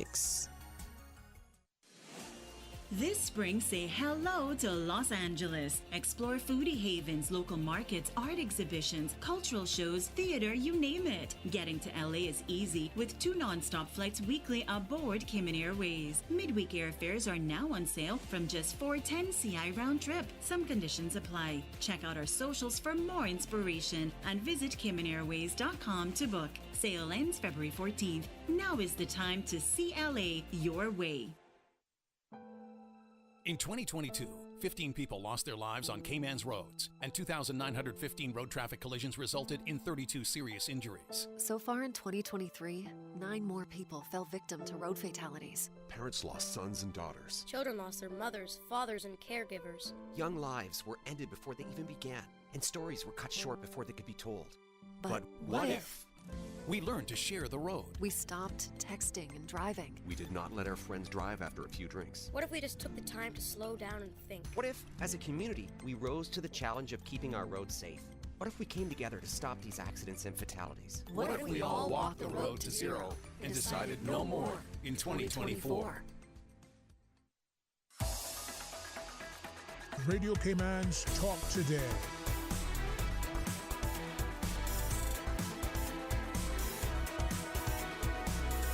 What is on your mind, Cayman? Hey, welcome back, and thanks for joining us. It's an open line for next few minutes until we go up to the headline news at 2, and then we have a discussion about the upcoming agriculture show. 949-8037, 949-6990, or you can WhatsApp, call, or message 925-32621. Thanks very much for being a part of our discussion. Let me share this with you, and I always appreciate when people take time to put their thoughts together, and when they're willing to share it with our public, and when as a result we can encourage more discussion and perhaps demonstrate greater courage. I said to share that, in an earlier conversation with someone else, we're talking about what's happening in our society, and one of the comments were made that, we need to be careful that we don't inculcate in our society and get to a space where we're so accepting of authorities or people in authority, or individuals in particular, public or private sector, where we look at them as being complicit, corrupt, incompetent, complacent, or just sheer coward. We need to stand in the gap and do that which we believe would add value and meaning and purpose and great benefit to our lives and the lives of others. So here's something from Mr. Mario D. Rankin that he shared, and I, would like to read it for our listeners. So, Mr. Mario Rankin writes, encouraging young Caymanians to take part in the development, real estate, tourism, and financial services industry is vital for the growth and sustainability of the Cayman Islands. These industries are major contributors to the country's economy, and it is important to have a skilled and diverse workforce to ensure continued success. There are several ways to encourage young Caymanians to participate in these industries, including offering educational opportunities, internships, mentorship programs, and promoting the benefits of working in these fields.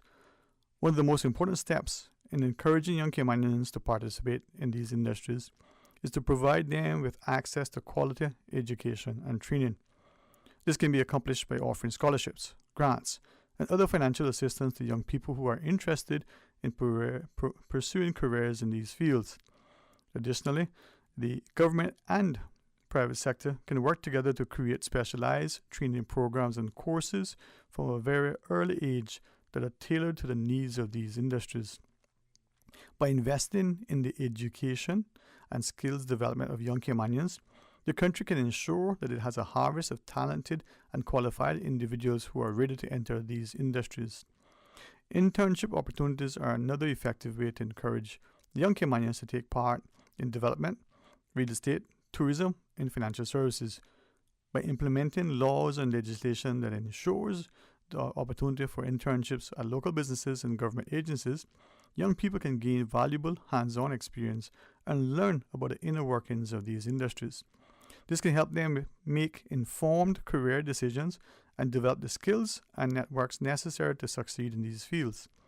Additionally, internships can provide valuable mentorship and career guidance, which can help young Caymanians navigate their professional paths and make connections within these industries. Now, to the call online, let me just read this. I read it fast in my head, but I better remember to read it slower for others, right? So Mr. Mario Rankin continues. He says, mentorship programs are also a critical component in encouraging young Caymanians to pursue careers in these industries. By pairing young people with experienced professionals in the field, they can gain insight, advice, and support as they navigate their careers. Mentorship programs can also provide networking opportunities and help young people build relationships with industry leaders. Encouraging local businesses and industry organizations to support these program initiatives can help create a pipeline of talent and ensure that young Caymanians have the guidance they need to succeed. Promoting the benefits of working in these industries is another effective way to encourage young Caymanians to participate.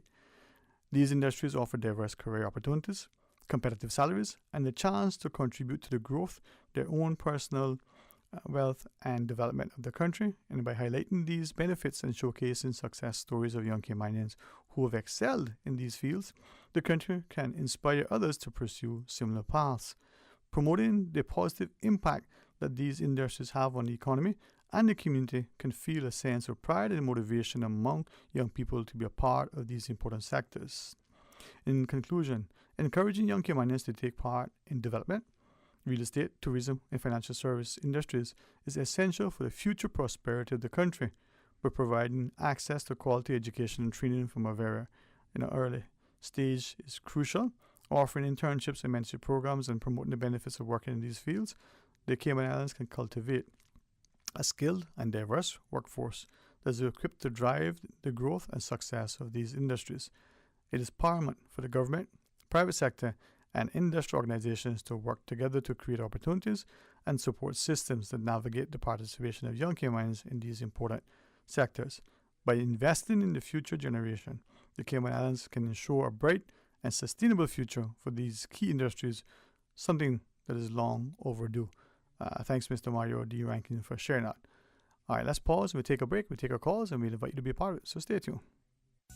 At Doctors Hospital, we know life happens, and usually when you least expect it. So when unexpected medical issues arise, you need quality care close to home. Located in the heart of Georgetown, our accomplished team of physicians and medical staff treat minor urgent conditions such as migraines, chest and abdominal pain, shortness of breath, burns, broken bones, open wounds, and more. 24 hours, 7 days a week with no appointment necessary. Peace of mind is important when life happens. At Doctors Hospital, we're always here just for you. Need to speak to someone? Call 949-6066.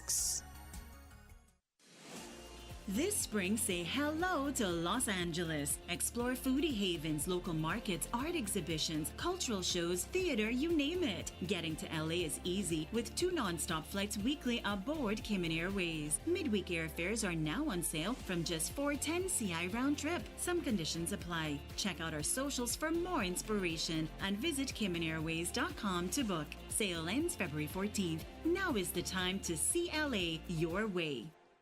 Ladies and gentlemen, on February 14th is all about the return of the Cayman Islands Agriculture Show. That's right, 55 years strong and going. Make sure you bring out the kids and the entire family so that you can enjoy Valentine's Day. And of course, it's all about Ash Wednesday, February 14th. You can visit them online on Facebook or check them out on CaymanAgriculture.com, Once again, it's all about the Cayman Islands Agriculture Show 55 years strong. Freedom, Cayman Brack. Freedom, Little Cayman. Soft breezes, blue waters, no traffic. Unwind and rejuvenate your mind, body, and soul. Sister Island Staycations, a taste of freedom. Discover all that our sister islands have to offer. Your dream home starts with a vision, and often inspiration is at the heart of that vision. Brand Source Home Gallery's in-house designers are here to help bring your vision to life. Whether you're remodeling or building a new home, Brand Source Home Gallery is your one-stop solution. Explore their kitchen cabinets, sinks, faucets, bath fixtures, tubs, vanities, and more. Let Brand Source's designers help and inspire you with your next project. Call 623-5000 and schedule an appointment with a design expert at Brand Source Home Gallery, Dorsey Drive, Industrial Park, serving Cayman for 50 years. Welcome to a new year with Digicel. Elevate your mobile experience by switching to our prepaid or postpaid plans.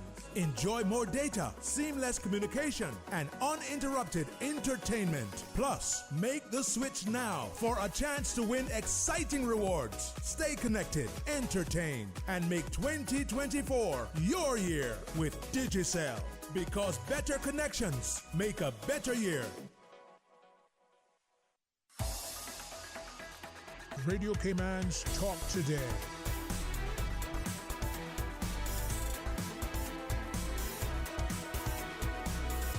What is on your mind, Cayman?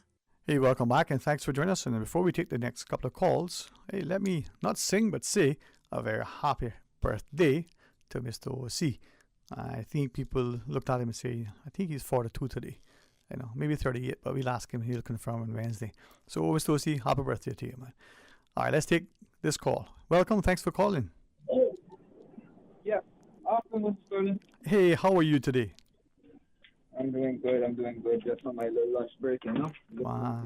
I hope you enjoyed, and thanks for taking time to share with us, man. Yeah, man. I had loved the way how Mr. Mario put those words together that you read, if you read them right. Yeah. Well, I read almost every word. I left out one additionally, you know, only because... No. That one word could be a very important word. Exactly. And but I read it because I think it was well written. He took time to write it. I think it's important to be shared, and I wanted through that to be, you know, encouraging to others to do likewise. So, you know, thank you for acknowledging that, but thanks for sharing, man. Definitely. I agree 100% with it. So, yes. Like, when I was going to school, like, the only thing that really kept me motivated was remembering that I had junior achievement to go to. You see? Yeah. Yeah, and you know, that really put a sense of independence in me when I got out of school, when I couldn't find a decent job. And I picked up a skill. I picked up a skill painting cars and learned how to paint boats and stuff like this. Yeah, man. You never know. Mentorship, you know, through mentor, like acknowledging people can teach you things and to be successful. But you know, I was listening on the show the other day. I think it was on Thursday, if I'm not wrong, or Wednesday. Yeah. And a lady called in on the show talking about how she been living here 50 years, and God bless her, she been living here a very, very long time. And but for her statement saying that she don't think Cayman should go independent, I completely disagree with her. Okay. Reason being is because if she's using Jamaica as a example, Cayman is nowhere close like Jamaica. And I think that the reason she's saying that maybe is because it's benefiting her, but not saying that it's not right. But I think that she should also think less selfishly about the fact that her country went to independence and she didn't stuck with the ideas that should have been dealt with the right way. Like, she's a national, she should have catered to her own country versus going to someone else's country to try to improve theirs and keep us behind. Because apparently now we have people telling us things that we disagree with as Caymanians. It's against our morals. And I think that nobody has the right to say that other than Caymanians. So in that saying, I still do believe strongly that we can go independent with the right leadership. Not with the same leadership that we have now, because it's very untrustworthy. I don't trust none of them. Sorry to say it very blunt and plain and straight. This new year, I've made a resolution that I would love to improve my life and others, because if my life is not good, I'm not going to make other people's lives good as well. So that's just my thought about that. No, I appreciate it, man. I appreciate it. We can talk about that some more, as we consider that level of self-determination and autonomy as well, right? But thanks for sharing the thoughts, okay? I see a lot of young people out there, a lot younger than me especially, that have very great, brilliant ideas. And it seems to be that because it's against the ideas of the older people, they tend to stray away from that beautiful thought and say, hey, how can it benefit them versus how can it benefit me? They're only thinking about themselves and not others. So I think it's very selfish when you think about yourself and not think about others. Yeah. Well, it's something I want to expound upon, have you expound upon later. But thanks for sharing, okay? All right. Thanks very much. Let's take this other call. Hey, welcome. Thanks for calling. Good afternoon, Mr. Sterling. And to you. How are you today? Oh, not bad. I've been looking into a particular situation where, there's the parent or the person who believes in the child and or does not believe in the child. Sorry, maybe I put it the wrong way, but what I'm actually trying to say is it is good to believe in what the child has to say, and when they say I want to be a star, I want to be a doctor, I want to be this, I want to be that. Yeah. Sometimes we say, oh no, that's not a good choice. But I mean, I might sound like a broken record, always talking about Beyonce and Rihanna and Taylor Swift and Mariah Carey. I'm repeating myself, but what I'm actually saying is somebody believe in them. But see, you highlighting them, right? Go ahead. It may inspire other people, to realize that it is possible. I mean, Rihanna is just a neighbor down the road, so to speak, from a similar Caribbean culture, right? But we need to look to our own as well, and like you said, supporting the child, nurturing the child, believing the child, Right, and look at what it became today. Look at the many Caymanians that made it and achieved so much in life. Yeah, man. And not just financially, but I mean in other ways, different ways. Indeed. And it was because people believed in them and they invested in them, and that's a good thing that they're saying too. Yeah. Investing even time into them and investing money and stuff like that, and they became what they became today, even leaders. And as a listener, I want to thank you for sharing that, because I want to get this other call before we go to the news and then talk to our folks from agriculture. But from what you shared, it's sort of very much reflective of what Mr. Meyer Rankin, wrote that we read. Thank you for letting us just chat with you for a shorter time as we take the next call, all right? All right, welcome. Thanks for calling. Hello. Hey, how are you today? Not too bad, and you? I am excellent, thank God. And if I wasn't, I know I will be, because there's so much to be thankful for, right? A whole lot. Just your eyes open is enough. If you don't get enough food to eat, just your eyes open is enough. That's it. That is it. Yeah. I really didn't hear all of the letter, the email from Mario, but it was a very interesting part that I heard, and from man to have such caliber of what he's saying in his email. It's a shame that we of the people of this island is being so looked down on, but yet we can bring someone here that knows nothing about our culture and about us, and he can come and tell us what we need from what we don't need. And we got it all right here on this island as we Caymanians, and no one wants to pick up on us, because then they don't like us.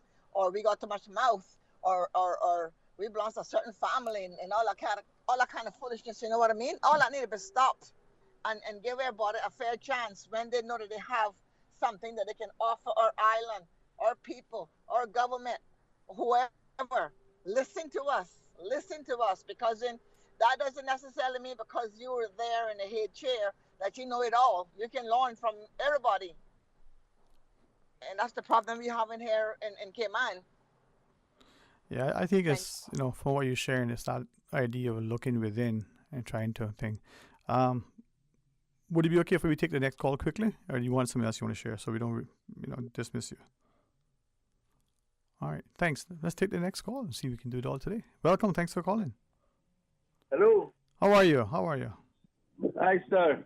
Good, man. Listen, I want to thank you for calling, but also remind you that we got a break in 2 minutes. All right? Break what time? 2 o'clock. What time is it now? 1:58 and 29 seconds. Oh, well, I don't know. I don't think I can finish what I want to say. Man. All right. And we got the agriculture department. Somebody environment. Yeah, man. And I'm not a bit to come back out. We're going to use break. News, and then we got the agriculture department, agriculture society in relation to the upcoming agriculture show. Oh my God! Yeah. I need to say something about the environment here, man. Go right ahead, man. Let's get started. We see where we take us. All right. Okay. Let's try to make it fast. I say, because one little guy comes on the radio and talk and saying, well, what he would like to do is to go fishing. Take his mother and that thing fishing thing because he can bait his own hook and cast his own lines now. Mm-hmm. Well, he's talking about, he said the fish, he hope that there be fish around. I'm kind of cutting a lot out now. No, right. We fish around when he grew up that he in his farm and things like that, he can get a carry of fish and things like that. But I don't think I'll be the scale around by that time because, to my surprise, I don't really go fishing on Sunday, but going out a couple of weeks ago, we got close to the mangroves in North Sound because we were looking for the sprats along there. When I come around, they hit the barkers. You got 12 people standing up out in the water to their waist with buckets tied on them. And I was so close I could see what they were catching. They were catching look like little shards, little fish about 2 inches long, sir. 2-3 inches long, and throwing them in the bucket. I get to understand after that, and they get a bucket full, not bucket full, but gets a load of them in the bucket, and it goes up on the beach and cook them, all kind of thing. Well, I tell you what, it wasn't Jamaicans, it wasn't Cubans, and like I say, more or less, but you got an idea. Yeah. And I wonder with the environmental field, what they're talking about this and that, but they got these boats, they got this, they got that. Now, 10, 12 people stand about in the water with buckets, and you mean none about around. You're making a little pass down around, and right by the marine park, near marine park, you see anything like that going on. But I said to myself, when I hear this little boy, I said, boy, I feel sorry for you because I don't think it'll be the scale of fish left by the time you got up. Now, why is it going on now? No. It's not going to be none, man. Fish out is scarce. Little fish is scarce right now. Everything out this is scarce, man. Yes. I know you got out there in the boat, and I pull the captain around the whole North Sound. We find 2 conchs. Wow. Things are bad. And a couple of conchs in the marine park, but then fella goes out there and get them from 4 o'clock in the morning, or they got really late and all kind of thing. I said I'd be going out fishing 6:30, and they coming back in. Well, no, police are there. The police come out 10 o'clock, 11 o'clock, and the day after they come out, them guys got done the thing and gone back a long time. So, I don't know what kind of thing going on, but I tell you what, they're killing everything. Everything is gone, man. Gone. Yeah, it's something that we need to revisit so that we are of a place where we agree that we need to protect and preserve what we have. Yeah, you're right, man. It has to be a shift within people, not necessarily wait for legislation or enforcement, right? Yeah, man. I don't think the island will go back like how it was when we were growing up, but I hope it don't because it's not been prospects to get. Well, by you putting it in the public, maybe get us to not only talk about it, but actually think and do something that isn't about punishing the people, is about bringing us to the table and doing what we need to do for today, but what would be good for tomorrow as well. Before we, disconnect, anything else you want to share? No, that was it. I was wanting to, like you said, get it on the air, because I called in to somebody, and there was some number I thought I had, I couldn't get a soul to make up, know nothing about it. Yeah. But I mean, this place, how they killing all of these things, man. I mean, I hear you, man. I hear you. Hey, thank you, sir. You can hear the passion in his heart and his concern for today and for the future. thanks for sharing that, and thanks for allowing us to, ask you not to, take any longer. So appreciate it. Let's pause. When we come back, please rejoin us. Radio station. Radio Cayman is the voice of the Cayman Islands. www.radiocayman.gov.ky. Check out our social media pages: Facebook, YouTube, X, formerly Twitter, Radio Cayman Headline News.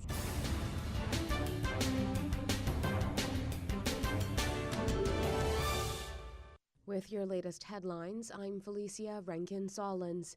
King Charles has been diagnosed with a form of cancer, says Buckingham Palace. It is not prostate cancer, but was discovered during his recent treatment for an enlarged prostate. The type of cancer has not been revealed, but according to a palace statement, the king began regular treatments on Monday. In international news, the boss of Emirates Airline has warned Boeing is in the last chance saloon, saying he had seen a progressive decline in its performance.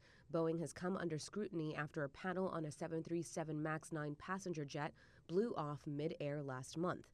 Emirates President Sir Tim Clark is a leading industry figure, and the airline is a major Boeing customer. He also told the Financial Times that Emirates would send its engineers to monitor Boeing's production lines. Millions of people in California are facing potentially life-threatening flooding as a storm brings torrential rain to the state. About half a year's worth of rain could fall in Los Angeles and its surrounding areas on Monday. A state of emergency has been declared in 10 of the state's counties. These are your headlines. I'm Felicia Rankin-Solins. When you have a sports or fitness-related injury, trust the expertise of the HSA Sports and Exercise Medicine Clinic to get you back in the game. Our internationally trained and certified physicians specialize in sports traumatology, sports medicine, pain management, and orthopedic surgery. For treatment of common injuries such as tendonitis, arthritis, tennis elbow, rotator cuff, or knee tears, schedule a consultation with the Sports and Exercise Medicine Clinic at Smith Road Medical Center by calling 949-8600 or visit hsa.ky for more information. From Radio Cayman's newsroom, this is Headlines. Radio Cayman's Talk Today.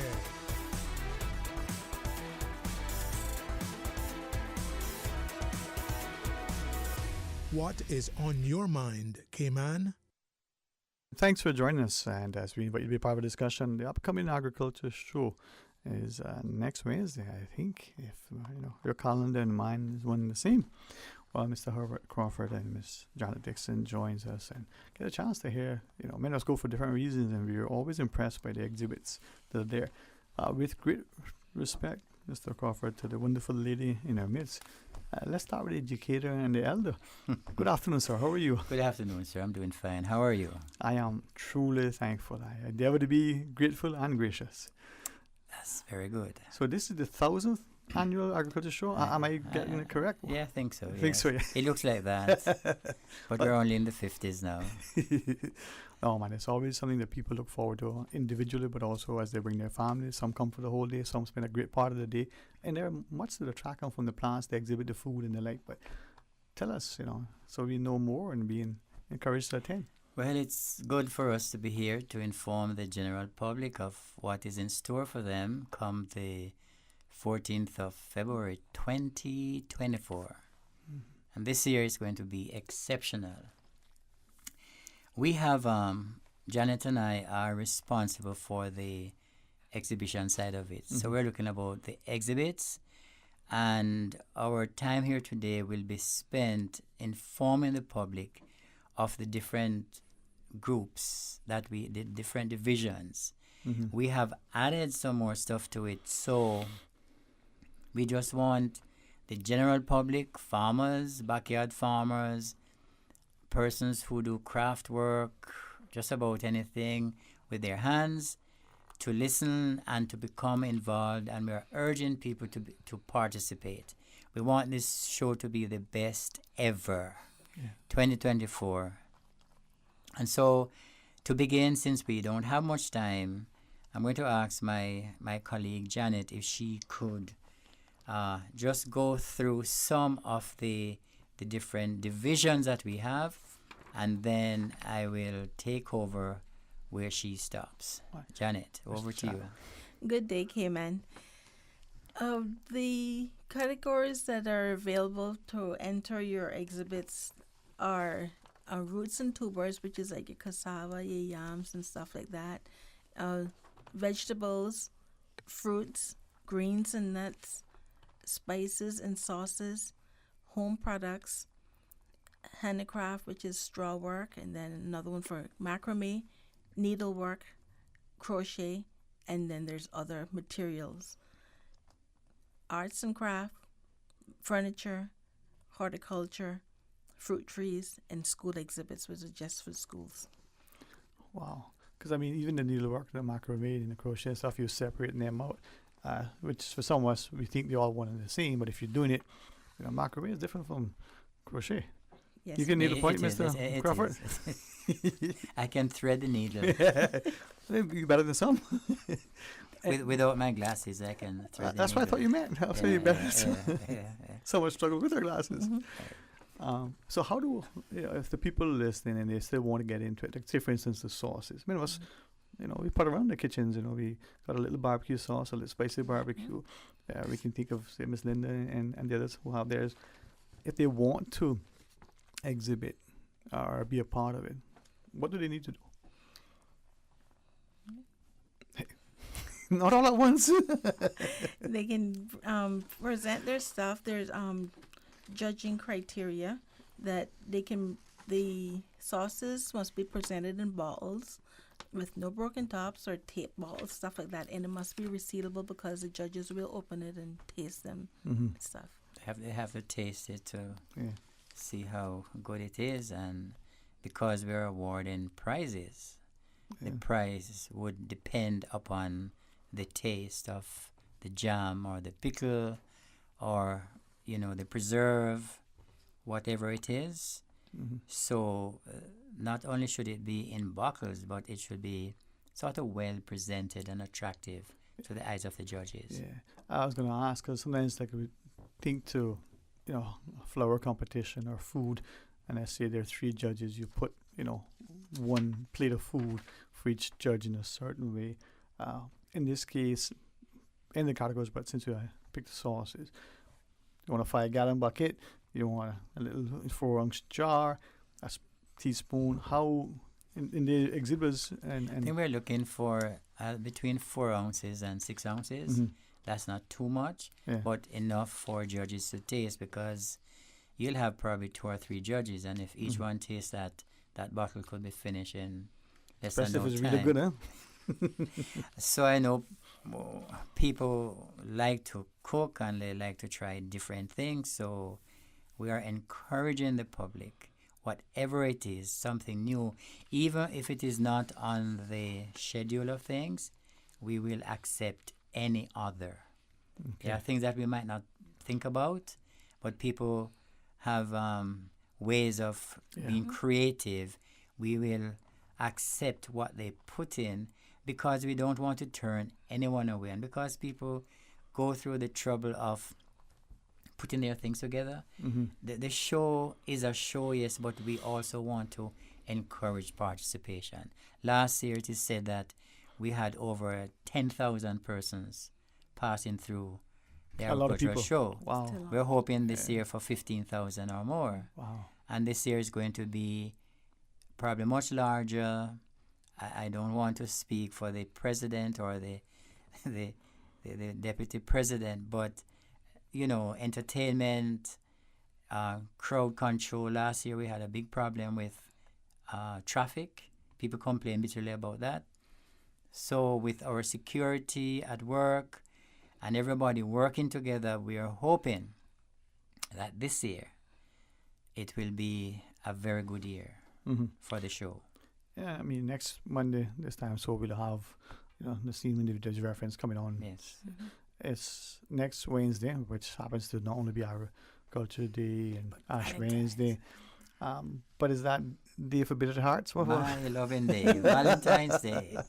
So we're encouraging the public to, there's no better place to take your Valentine but to the agricultural fair. Show your love for agriculture. Show your love for agriculture. Yes. I love my plants. But Mr. Dwayne, if you Yes, would, sir. if you would just allow us, just to remind people of some of the different categories that we mentioned. Mhm. For example, in the roots and tubers, we have like arrowroot, beet, bulrush, carrots, cassava, cocoa, ginger, sweet potato, Irish potato, radish, turmeric, turnip, yam peas, and any other root or tuber.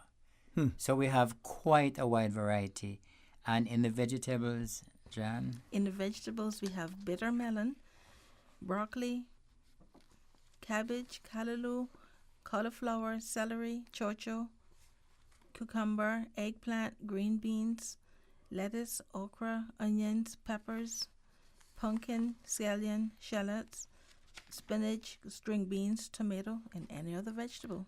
And just listening, it's not an exhaustive list, but it certainly is a lengthy one in both of those categories. Yes. It shows you what, for some of us, wait a minute, I didn't know broccoli, for instance, could grow here. You know, we don't appreciate that ginger grows great. And turmeric. And turmeric in particular. But callaloo, it's the one I like, this thinner stalk, greener stalk, much sweeter than the redder, thicker, more bitter stalk. So will we distinguish between the two? Will we, and it's just not that we have anything other than a preference, right? But it's a difference, huh? In the category, for example, if you have callaloo and the one you're referring to, the real callaloo, right? If there's red callaloo, and that comes under any other, that will be accepted as well. It's just like the spinach. Yeah. Spinach, I grow the big leaf spinach.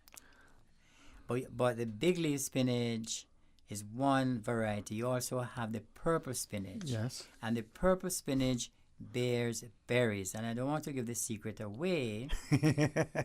I make a drink from the purple berries, which is like you're making sorrel. It's a very refreshing drink. So it's amazing to see what we can do with the plants that we grow. Not only the farmers, but the backyard farmers. I'll tell you what, I mean, Miss Paulette shared some of her spinach is the big leaf one. And I was so grateful because not only I use it for a meal, but it started to rain one day and we used it for a tarp. That was a big spinach. That was like good stuff. All right, we got a little break to take. Okay. When you come back, would you share with us, Mr. Alec Dixon and Mr. Herbert Crawford? Our agriculture show is next Wednesday. It's not just a holiday. It's not just Ash Wednesday, but we show our love on Valentine's Day for agriculture. So stay tuned for Talk Today.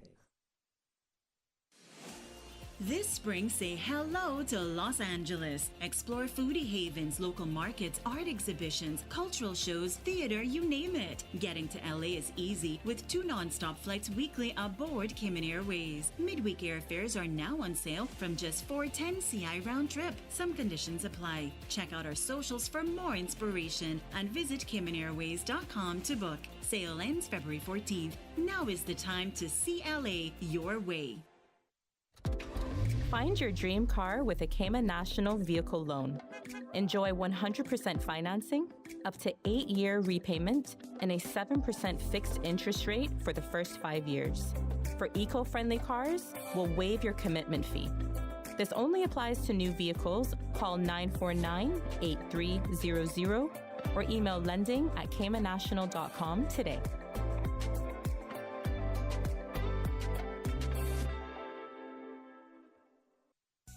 At Doctors Hospital, we know life happens, and usually when you least expect it. So when unexpected medical issues arise, you need quality care close to home. Located in the heart of Georgetown, our accomplished team of physicians and medical staff treat minor urgent conditions such as migraines, chest and abdominal pain, shortness of breath, burns, broken bones, open wounds, and more. 24 hours, 7 days a week with no appointment necessary. Peace of mind is important when life happens. At Doctors Hospital, we're always here just for you. Need to speak to someone? Call 949-6066. The offices of dermatologist Dr. Wayne Porter will be taking appointments from the 5th to the 10th of February at his Crew Road Clinic. Appointment slots are limited. Whether you are seeking advanced skin care, Botox, filler, cosmetic skin enhancements, or simply looking to reduce wrinkles, Dr. Porter offers a full service and dermatological service practice. For more information, email drporterkman@gmail.com or call 946-9020 to book your appointment today. That's 946-9020. Take some advice from your Aunt Angie. If you're going to invest in an exotic pet, choose anything but a Norwegian forest cat. Apparently, they will eat all your jewelry. Before you know it, you're racing to the vet when your cat escapes from his carrier and lunges for your earrings. You crash and your cat swallows your pearls. But if you're smart, you'll have CG Motor Insurance and get the best comprehensive coverage for the price. Get the best comprehensive coverage for the price. CG Britke. Good like that. All benefits are subject to policy provisions, including eligibility at the time of service. The 2024 Cayman Arts Festival is here, celebrating 20 years of world-class performing arts in the Cayman Islands. From February 18th through March 1st, featuring 8 unique performances, a mix of Cayman and international renowned musicians. View the full lineup of events or get your tickets at www.caymanartsfestival.com. For more information, call 922-5550 or email inquiries@caymanartsfestival.com. The 2024 Cayman Arts Festival, February 18th through March 1st.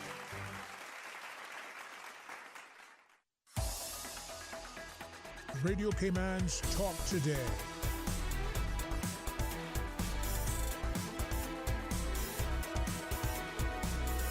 What is on your mind, Cayman? Hey, welcome back, and thanks to Mr. Alex Dixon and Mr. Herbert Crawford for sharing with us, and by extension, an invitation for next Wednesday's agriculture show.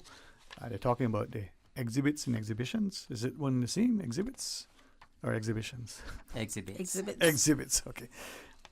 But, Mr. Crawford, maybe by me trying to be a little jovial, you can continue to share with us the different categories and all of the the different listings and what we have for the 2024 agriculture show. Okay. Like I said, this is just a reminder to the public of the various categories and some of the plants that are within those categories. So when we look at fruits, we're looking at our ackee, our apples. We have different kinds of apples. Our banana, the bottle, the breadfruit. We mentioned the calabash gourd, which played a very important part in our history. Carambola, our star fruit. Cherry, chilomelo, dragon fruit. Egg fruit, grape, grapefruit, guava, jackfruit, lemon, lime, longan, which people call Chinese guinea, mango, melon, naseberry. Even the noni. Last year we had people putting noni in the show. Orange, papaya, pear, or avocado, pineapple, plantain, plums, pomegranate, civil orange, shaddock, soursop, strawberry, sugarcane, sweetsop, tamarind, tangerine, tangelo, watermelon, and any other fruit. That's over 67 different ones. And we all have them growing on island. Amazing. And as you shared, Mr. Crawford, I'm recognizing two things immediately. The relatively recent introduction, say longan, for instance, of other things that are becoming more and more commonplace now that weren't, a few decades ago. They're replacing guinea. And you read my mind. And then also, too, that there are some things, like the chilomelo, for instance, we're not hearing or seeing or tasting or experiencing as much as we did in the past. I love the Jew plum. I'm sure there's a friend says there's a different name for it. But we can struggle to find which tree, who has it anymore. Right, Janet? Yes. All these things that contribute to society, starting to appreciate what it can produce, the importance of producing it, but also to ensure that it's being protected and promoted. Yes, sir. Boy. Some of them are still around. The cholomelos, I've been to different areas. I've seen big trees, but they're being wasted. Okay. June plum, I don't know what I No, not June plum. The Jew plum. The Jew plum. Right. Yeah. The June plum, they can throw it away. I think Jew plums are still available. But surprisingly, the June plum makes a very good drink. Excellent drink, with ginger. Preference, right? Ginger by itself is better. That just gets into me. No, but the little seed of the Jew plum, right? And then you pick it and then you kind of shoo the birds away. and then the limbs are so delicate that you be careful you go too high in the tree, so it's not. It just that familiar memory from childhood. You can't fall too far from the plum tree. You don't get as high. No, but again, amazing varieties and offerings. It is, and I think every year we probably have newer plants coming on the market. We do. So, John, you want to go through the grains and nuts? Sure. The grains and nuts include almonds, beans, corn, coconut, moringa, peas, peanuts, sorrel, soya beans, string beans, rongla, and any other nut and grain. Wow. And I gather increasingly they're not only individuals like the backyard farmer or hobbyists and enthusiasts, but there are people who are looking at this and going, this could be commercially viable. It may not be, your full-time sort of gig in terms of your multi-billion-dollar investment, but it could be a great complement and supplement to your table as well as your income. It could be. For example, in corn, I have about 5 different color corns, including the purple corn, which is used in the South American countries to make a special drink. I compare it to our sorrel drink. Now you really don't see sorrel purple corn in Cayman, but this year at the show, people will see purple corn there. If I might ask, and this is not expected an answer from, but perhaps at some point guidance. You mentioned South America, for instance, and we're recognizing whether it's from India or other places, as many people come here. But just in the Caribbean region, I think Dr. Jackman took the lead long ago in ensuring that the species came in, we protected as much as possible against pestilence and disease. But maybe in expanding that, take mangoes that maybe grow in the Eastern Caribbean, some of the the greens, for instance, as you said, that may be in South America, and somehow bringing them here properly, and appropriately, and then expanding. I mean, is that something that would be prohibitive? Is that something that should be pursued? From your perspective, Mr. Crawford? I think so, because we do have the right climate. And I think we have the right type of soil, and even if we don't have that, we can add to our soil. So there are very few things that really can't grow here. Pineapple. The first time I saw it. It grows here, yeah. And it was close to the water's edge. And most of us said, no, pineapple. He said, but think of how you think it is. No. And it grew. And it was delicious. And they grow beautiful in pots. Oh, and they look absolutely beautiful in pots. That is so true. Kind of like me. So as we continue with another class, home products, for example. And I love this one because this is where people can become very creative. Yes, very creative. We include breads, which can be banana bread. Last year we had zucchini bread, which was very tasty. Tasty, yes. And with mango bread. Mango bread. And which other ones we got? Any other ones that people can... Hello. Chocolate bread. I mean, pineapple chocolate. Anyone that they can whatever you can find, whatever is available at the time, you can make it into a bread.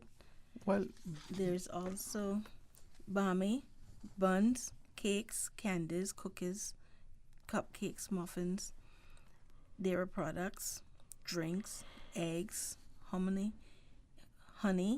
The local honey is great here. Jams, jellies, marmalades, pies, pickles, preserves, starches, tarts, wax from the beehives. Yeah.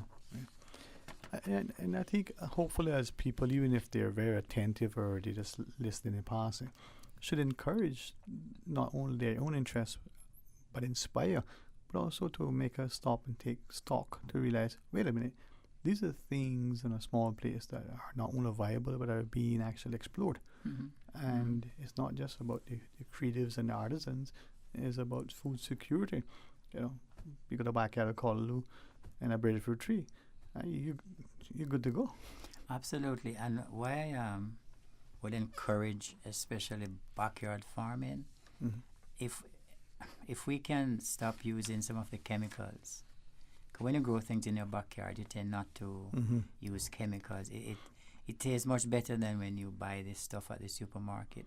Because for them to get here, it goes through a long process. So the more we grow here, is the healthier we are going to be, and the healthier we are going to be eating. Where's the sustainable health and the like come into play? If I may ask, as you go through the different categories for people, we're talking next Wednesday, right? For the individuals that want to exhibit, maybe someone has a particular fruit or a particular jam or a bread that they may want to make. I've tasted zucchini bread. If you've never had good zucchini bread, it is amazing. The sweet version is what I prefer. But how would they go about entering? I mean, is it on the day of? Do they need to register prior to? They can we're open to enter your stuff on Tuesday, the day before, from 2 p.m. till 10 p.m. 10 p.m. Sorry, and in all the categories, and the judging starts at 7 o'clock the following morning at the show. Okay. So they have 8 hours, and we accommodate people after work. Okay. Some people go to work, they have to go home, they have to collect their stuff, and they take it to the showgrounds, and there will be people there to assist them to register. However, if they would want to tag their exhibits before, they can collect forms from the Agricultural Society office in Lower Valley, so that when they come, they just have to leave their things and they go. So we're trying to make it as seamless as possible for all those who don't have the time and they want to participate, they want to put in their exhibits, to come between those hours of 2 to 10 p.m. and we will do the rest. I'm hopeful that people will do it, not just to showcase their talents, but maybe to encourage others who may have that bit of reticence, and then that could inspire more, farming amongst us. And one of the things, the aim of the society too, by doing all of these things, we hope that we are trying to inculcate in the minds of our younger people to keep on some things that are traditional. For example, in the handicraft and straw work, many people here, that's their thing, that's what they do. So the more we encourage that, we're looking at this sort of intergenerational cooperation where the younger ones now are learning from the older ones, because most of the older farmers, all of us will soon be somewhere else. So we're depending on the younger ones to take over, to carry on, not just a tradition, but something that thousands of people look forward to every year. And that is the good thing about the agricultural show. It has something for all ages, for everybody. So we are encouraging people to come out, not only to participate with the exhibits, but to attend the show to see what is on offer in there for 2024. All right. Well, I really appreciate what you shared. So as I, not only look at the time, but ensure people are as informed. Anything else, Mr. Crawford, Ms. Janet, that you guys want to remind the listeners? Yes, a new category, subcategory this year is medicinal potted plants, as in catbush, the cerasee, lemongrass, leaf of life, the mint, black colic, the black mint, the colic mint, the peppermint, strongback, tea basil, vervine, and any other one that there are, because I'm pretty sure there are more there that we didn't catch. Yeah. All the good things that people use during COVID to fight the cold, and I mean, I think more medicinal bush was used during that time than any other time, because people thought there was value. There is value. There is value. So we thought that we would put in this category to encourage people to go local, to use what is in your environment, because there are many people who don't have a clue what these plants are, what they look like. So it's not only for show, but for education as well. Yeah, that's the thing. A stark reminder of what we've lost, what we're losing, both to our health, but the legacy that we may have, once we return to our forefathers. Right? True. All right. Next Wednesday, just a few days away, Ms. Janet. Just a few. All right, share with us some more if you wish, Mel. Or Mr. Crawford. You guys have a lot of not just categories. And, okay. So we have, for example, don't want to leave this out, the woodwork, the art and craft section where we have ceramics, collage, creative art, boat making. Some people make their mini boats, flags, ornament, painting, pencil drawing, recycled, upcycled, repurposed, using all those materials, making souvenirs, toys, woodwork, sculpture, shellwork, stained glass, and on the furniture, people, especially at the prison and from the schools, they make chair. They use recycled material. They make stool. They make tables. And for horticulture, we have a very wide variety of that, including some of the plants that Janet mentioned, but more of the floral plants and the floral arrangements. So it's a really wide variety of specimens that they can enter into the show, and we give first, second, and third prizes now. First and second prize for almost every category, and then you may get a ribbon or a trophy as well. All right. Well, for those who want, I mean, these references, next Tuesday, but if they want more information, they want to get forms, they just want to be reminded of the categories or any sort of assistance information, what's the best way? What should they do? They can contact the Society office at 947-3696. Again, that's 947-3696. And ask for Margie. Oh, she's always helpful. Oh, amazing. Very helpful, yeah. And they can pre-register. They can get their forms and stuff, so they can go ahead and write them up ahead of time. Don't wait until that day when you want. You don't want to be there too late at night when you got other things to do. So get a jump start on things and find those plants out there and whatever, and get them looking really nice and present them at the show. Well, I'm hoping Miss Margie won't be too inundated with many calls, but hopefully people would avail themselves.